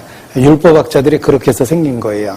그래서 17페이지에 보면 중간 시대의 여러 종파 중에 첫 번째가 율법학자죠. 율법학자들은 바로 바벨론 유수 후에 성경을 배우고자 하는 열망이 널리 퍼졌고 히브리어를 모르고 있는 유대인들에게 성경을 가르치기 위해서 성경을 연구한 특별한 계층이 필요했기 때문에 율법학자들이 생겨났다. 그런데 이 율법학자들은 일상의 세세한 부분까지 율법에서 이끌어내서 가르쳤는데 그것을 지나치게 적용하다 보니까 원래 본문하고 아무 상관없는 이야기들을 많이 가르치기 시작했다. 이렇게 이야기합니다. 그래서 단순한 세목에 대한 몰두가 문자를 우상시하는 잘못을 범하게 했다라고 말합니다. 자, 18페이지 5번째 줄 위에서부터 율법학자는 제사장과 구별되어야 한다. 제사장은 의식과 성전 예배 의무에 관한 것이다. 바리새인은 교회적인 하나의 분파이고 율법학자는 학문적 의미에서 전문가의 집단이었다. 제사장은 직업에 관한 것이고 바리새인은 종교적 분파에 관한 것이며 율법학자는 재능에 속한 것이다. 그리고 이제 예를 든 겁니다. 한 사람이 제사장이며 율법학자이며 바리새인일 수 있었던 것이다. 율법학자를 직업으로 하는 사람들은 대부분 확신에 있어서는 바리새인들이었다. 자, 이 말은 여러 번 읽어야지 그 개념이 이렇게 이해가 되거든요. 그래서 이 바리새인은 어떤 그 종파, 열심히 있는 종파, 가장 엄한 종파에 대한 구별이고 율법학자는 학문적인 의미에서 전문가에 속하는 사람들이었고 제사장이라는 것은 그 일만 하고 있는 직업적인 사람들이라는 거예요. 그래서 이렇게 각각 구별이 돼 있었던 겁니다. 뭐 지금 우리식으로 용어를 바꾸면은 이제 좀 이해가 쉬운데 목사 그러면 약간 직업적이죠. 예, 그 일만 하고 있죠. 그 다음에 뭐 장로, 집사, 권사 이런 거는 자기 생업이 있으면서 교회 행정적인 치리를 하죠. 이제 그런 식으로 이제 우리 시대에는 용어가 구별이 되는데 이 율법학자, 바리새인, 제사장도 각각 이렇게 구별되어 있다는 걸 좀 이해할 필요가 있습니다. 자, 바리새인은 가장 경건한 교파 중에 하나입니다. 바리새라는 말 자체가 무슨 새 종류가 아니에요. 바리새라는 말은 분리주의를 의미한다 이래요. 그러니까 바리새라는 말이 이렇게 엄격하게 구별됐다는 뜻이니까 종교적으로 가장 엄한 규칙을 쫓는 사람들, 이런 그 사람들입니다. 그래서 그들은 신앙의 열심은 대단했어요. 그리고 율법의 문자에 대한 집착이 강했고 마음이 좁고 배타적이 점점 되어갔다 이렇게 말합니다. 그래서 바리새인들이 등장한 이유가 있죠. 율법에 근거한 분리주의. 그리고 바리새인들의 영원한 라이벌이 누구냐면 대제사장들이에요. 이 대제사장들이 형성하고 있는 그룹을 사두개인이라고 그래요. 사두개인들은 대제사장과 그의 가족과 친족들이에요. 그러니까 사두개인들은 소수일 수밖에 없죠. 혈통으로 묶여 있잖아요. 그 소수고 바리새인은 누구든지 나는 엄한 교파를 쫓아서 바리새인이 될 수 있는 거니까 바리새인들은 숫자가 많았어요. 그래서 예수님 당시에는 6천여 명 정도 됐대요. 그리고 사두개인은 소수의 권력층이요 기득권자들이요 직업에 있어서는 제사장들이었어요. 그래서 바리새인과 사두개인은 항상 라이벌처럼 경쟁을 하고 다툴 수밖에 없었습니다. 게다가 바리새인은 민족적인 생각이 강했기 때문에 반헬라주의였어요. 그러나 사두개인들은 기득권을 유지하고 있는데 그 기득권이 헬라라는 권력에 의해서 주어진 거죠. 따라서 친헬라 경향이 강했습니다. 그러니까 서로 어울릴 수 없는 경향을 갖고 원수 취급을 했던 겁니다. 그래서 바리새인과 사두개인들이 서로 원수였다는 말이 성경에 나오잖아요. 서로 어울릴 수 없는 배경을 갖고 있었던 겁니다. 그래서 19페이지 3번에 보면 두 개의 대립하는 단체가 출현했다고 돼 있죠. 바리새파와 그러니까 율법으로 가장 엄한 계통을 쫓는 바리새파와 혈통적으로 제사장 계통을 갖고 있는 기득권자들인 사두개인들은 서로 대립할 수밖에 없었다는 겁니다. 그리고 20페이지 보면 차시딤이라는 말이 나오죠. 이게 하시딤이라고 돼 있는데 이게 아주 열정적인 신앙이 깊은 사람이라는 뜻이에요. 그런데 이 차시딤이라는 말이 어떤 의미가 있냐면 독립운동을 하고 요즘 말로 촛불 같은데 열심히 나가는 사람들에 속해요. 그러니까 아주 독립운동을 하고 민족적 사상이 강하고 수단 방법을 가리지 않는 강경파에 속한 사람들이 차시딤입니다. 이 사람들이 여러 그 강경한 종파의 기원이 되는 거예요. 그리고 유대인들이 마카비 운동에 의해서 주권을 회복했을 때 차시딤들의 적극적 협력이 있었던 겁니다. 그러나 로마가 다스리면서 정치적으로 안정이 됐을 때는 이 사람들이 어떻게 됐을 것 같아요? 결국은 산으로 도망가고 산적과 같은 그런 그 도적의 무리들이 돼버렸어요. 그러니까 처음에는 민족주의를 고집했지만 강경 노선을 따르다 보니까 약탈 폭력을 일삼았고 칼이 하나님이 준 최고의 은혜라고 생각을 하고 강경 노선으로 나간 겁니다. 그래서 처음에는 민족적 독립주의자였지만 타락하기 시작하니까 폭도가 돼버린 거예요. 이게 이제 차시딤이라는 강경 신앙 깊은 사람들 그런 말의 뜻을 갖고 있는 그런 특별한 부류입니다. 자, 그리고 이제 점진적인 타락이라는 건 갑자기 잘못된 게 아니라는 게 우리에게 굉장한 경고가 되는 거예요.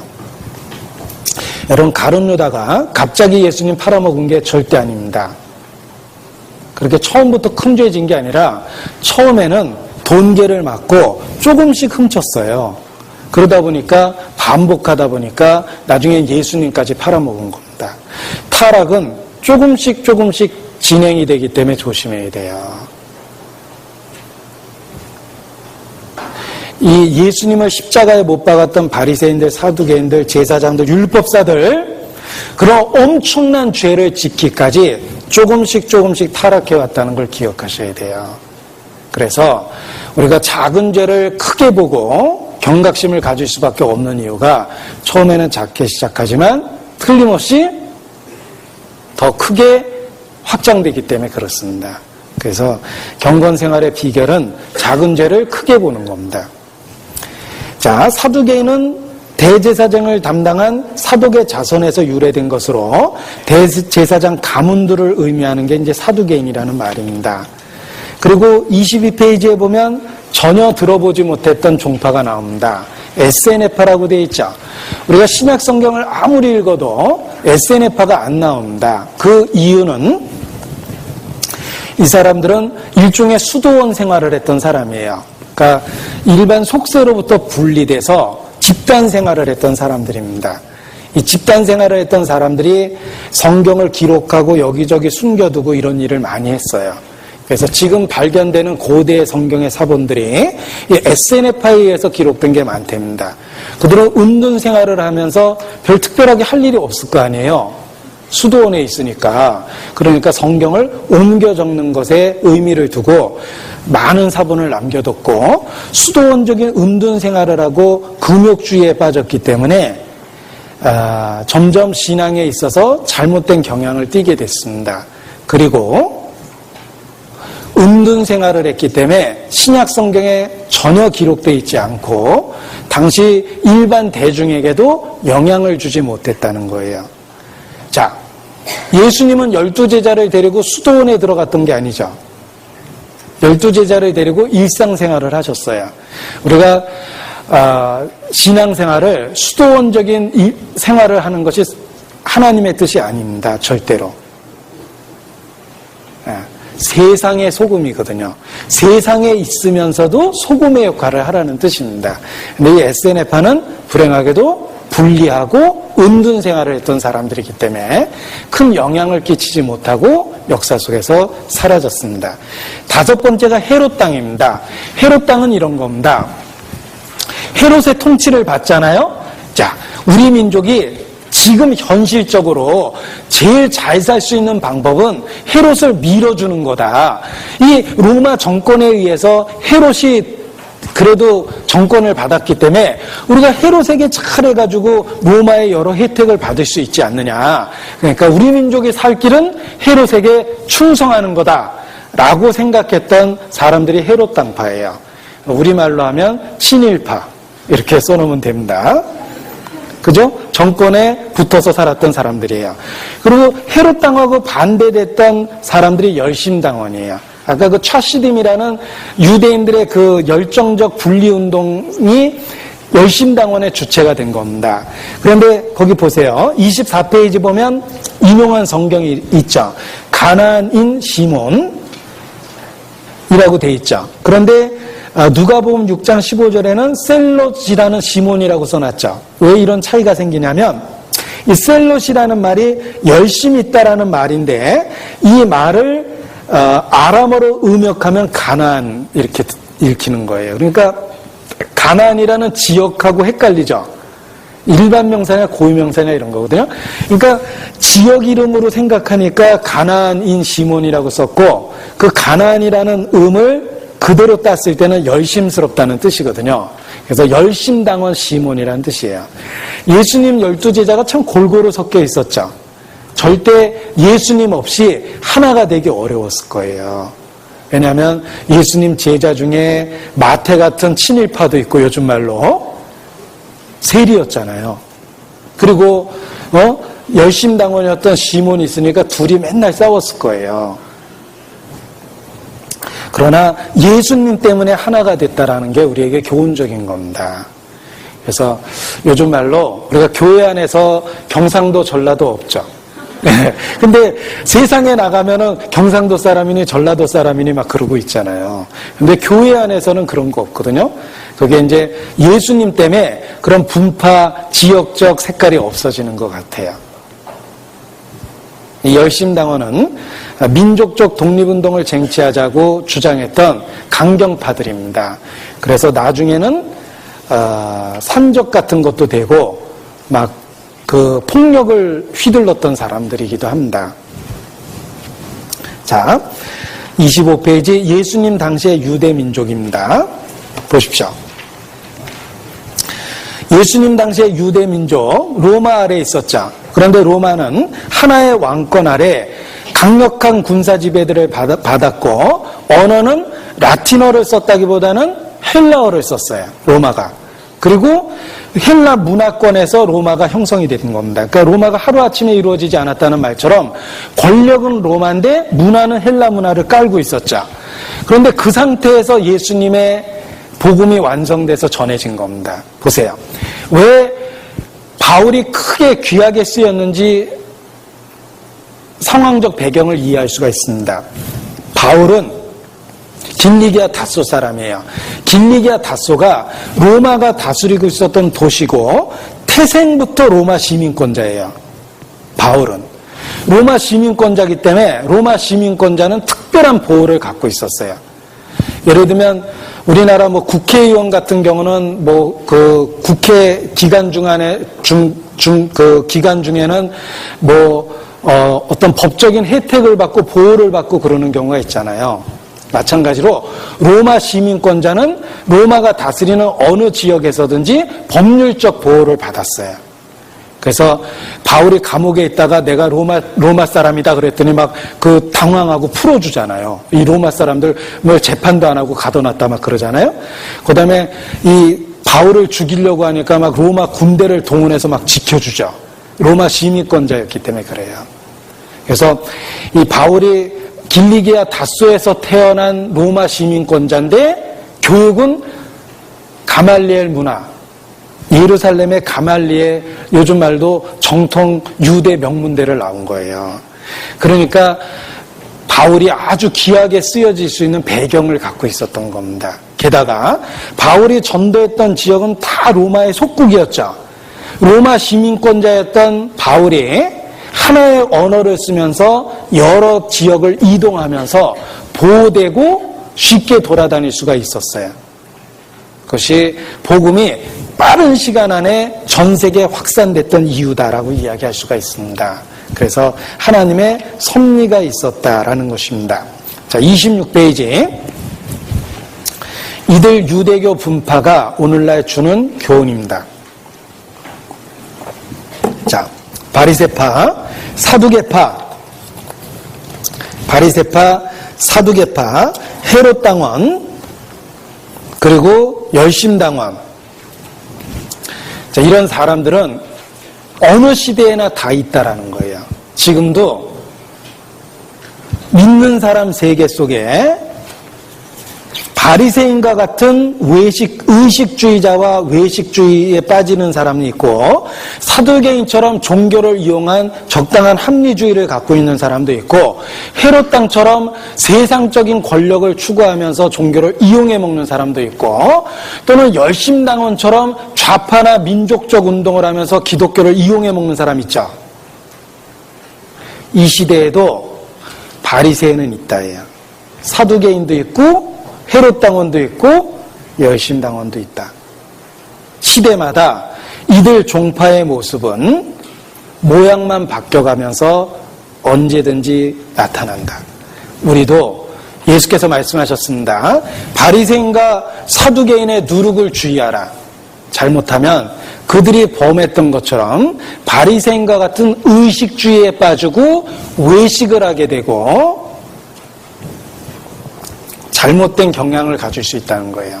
사두개인처럼 종교를 이익의 도구로 삼는 사람도 있을 거고, 헤롯당원처럼 권력 추구를 종교를 통해서 하는 사람도 있고, 열심당원처럼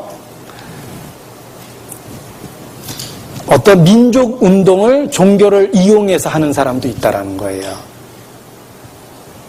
그들은 다 진리를 대적하고 결국 예수님을 십자가에 못 박은 사람들이 됐습니다. 따라서 우리도 그런 잘못된 경향을 가지면 복음을 배척하고 살게 된다. 이 시대에도 바리새인의 누룩과 사두개인의 누룩을 주의하라 라는 예수님의 말씀은 우리에게도 필요한 그 경고이다라고 말할 수 있습니다. 자, 그런 의미에서 30페이지 봅니다. 참고. 교훈을 위한 묵상과 적용 그랬죠. 이 말씀 속에 바리새인의 누룩이 어떠한 것이며 사두개인의 누룩이 어떠한 것이며 헤롯이 어떤 모습인지를 적어놨습니다. 제가 이거 사실은 어디선가 설교했던 내용을 정리한 건데, 바리새인과 사두개인이나 이 헤롯과 같은 모습이 우리 시대에 타락된 신앙의 모습 속에 나타난다라는 것을 교훈을 받기 위해서 설교를 했던 경우가 있습니다. 그래서 그 설교 원고를 제가 다시 정리를 해봤어요. 설교했던 내용을 다시 한번 정리를 해봤습니다. 그래서 읽어보시면 참조가 될 거고요. 자, 드디어 모든 사람을 기쁘게 하는 마지막 페이지 36페이지입니다. 네, 제가 책상 위에다가 제 자신을 가르치기 위해서 선생된 내가 너는 가르치지 아니하느냐라는 말씀을 따라서 내 자신을 가르치기 위해서 메모를 많이 합니다. 그래서 그 메모 중에 몇 개를 여기다 옮겨 적어봤어요. 그래서 제가 늘 마음에 되새김질하는 교훈들인데 첫 번째 봅니다.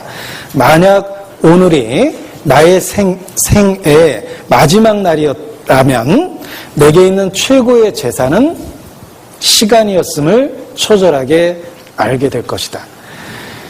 자, 우리가 갖고 있는 최고의 재산은 시간입니다. 여러분, 권력이 있어도 죽으면 끝입니다. 명예가 있어도 죽으면 다 빼앗깁니다. 재산이 있어도 마찬가지죠.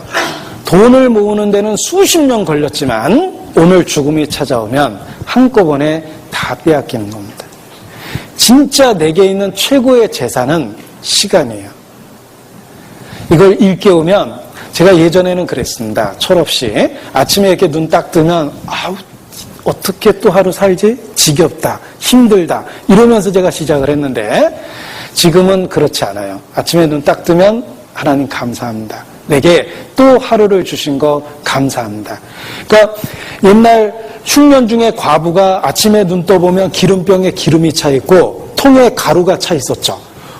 하나님이 오늘도 채워주셨네 라는 감격과 기쁨으로 흉년을 보냈던 것처럼 시간이 하나님의 선물이라는 거예요. 그래서 내가 갖고 있는 최고의 재산이 시간이라는 걸 인식하면 시간을 낭비하는 게 죄라는 걸 깨닫게 됩니다. 그래서 시간을 좀 더 잘 선용하면서 살아야 되겠다는 교훈을 받게 되고, 그 다음에 제일 마지막에는 성도는 경건을 목숨처럼 지켜야 한다 그랬죠. 여러분, 시집간 여인은 남편에 대한 정조를 목숨처럼 지켜야 돼요. 그것이 아내의 도리입니다. 정조관념이 있어야 된다 그러죠. 우리가 그리스도의 신부입니다. 그리스도의 신부로 정조관념이 있어야 돼요. 성경에 봉한 운물이라는 말이 정조관념이에요. 운물이 오픈되어 있으면 지저분한 게 다 들어가거든요. 먹지 못하거든요. 그런데 봉한 샘, 봉한 운물은 더러운 걸 막아주는데 그게 이제 정조관념입니다. 그리스도인에게 그리스도의 신부로서의 정조가 있습니다. 그게 거룩이에요. 경건입니다. 그리스도인이 거룩을 더럽히고 경건을 더럽히면 하나님 앞에 정말 합당치 않은 겁니다. 그래서 경건은 목숨처럼 지켜야 되는 거다라는 생각을 스스로 날마다 일깨웁니다. 그래서 제게 도움이 되는 그 교훈들이기 때문에 마지막 페이지를 장식을 해봤습니다. 기도하시겠습니다. 아버지 하나님, 오늘 중간시대에 대한 역사 공부를 통해서 삶을 올바로 선택할 수 있는 여러 지혜를 주신 것 감사를 드립니다. 단지 지식에 머무르지 않고 실제의 삶에 적용될 수 있도록 성령께서 이끌어 주시고 강권해 주시기를 부탁을 드립니다. 잠시 후 주님 앞에 섰을 때 주변의 모든 이뤄졌던 가족들의 영혼들을 함께 데리고 기쁨 중에 주님 앞에 설 수 있도록 주님 도와주시고 우리를 통해 또 귀하게 역사해 주시기를 간절히 기도합니다. 우리는 연약합니다. 어리석기까지 합니다. 성령께서 붙잡아 주시고 주의 몸된 교회를 통해서 항상 양육해 주시기를 더욱 간절히 기도합니다. 저희를 사랑하시고 구원해 주신 예수님 이름으로 기도합니다. 아멘.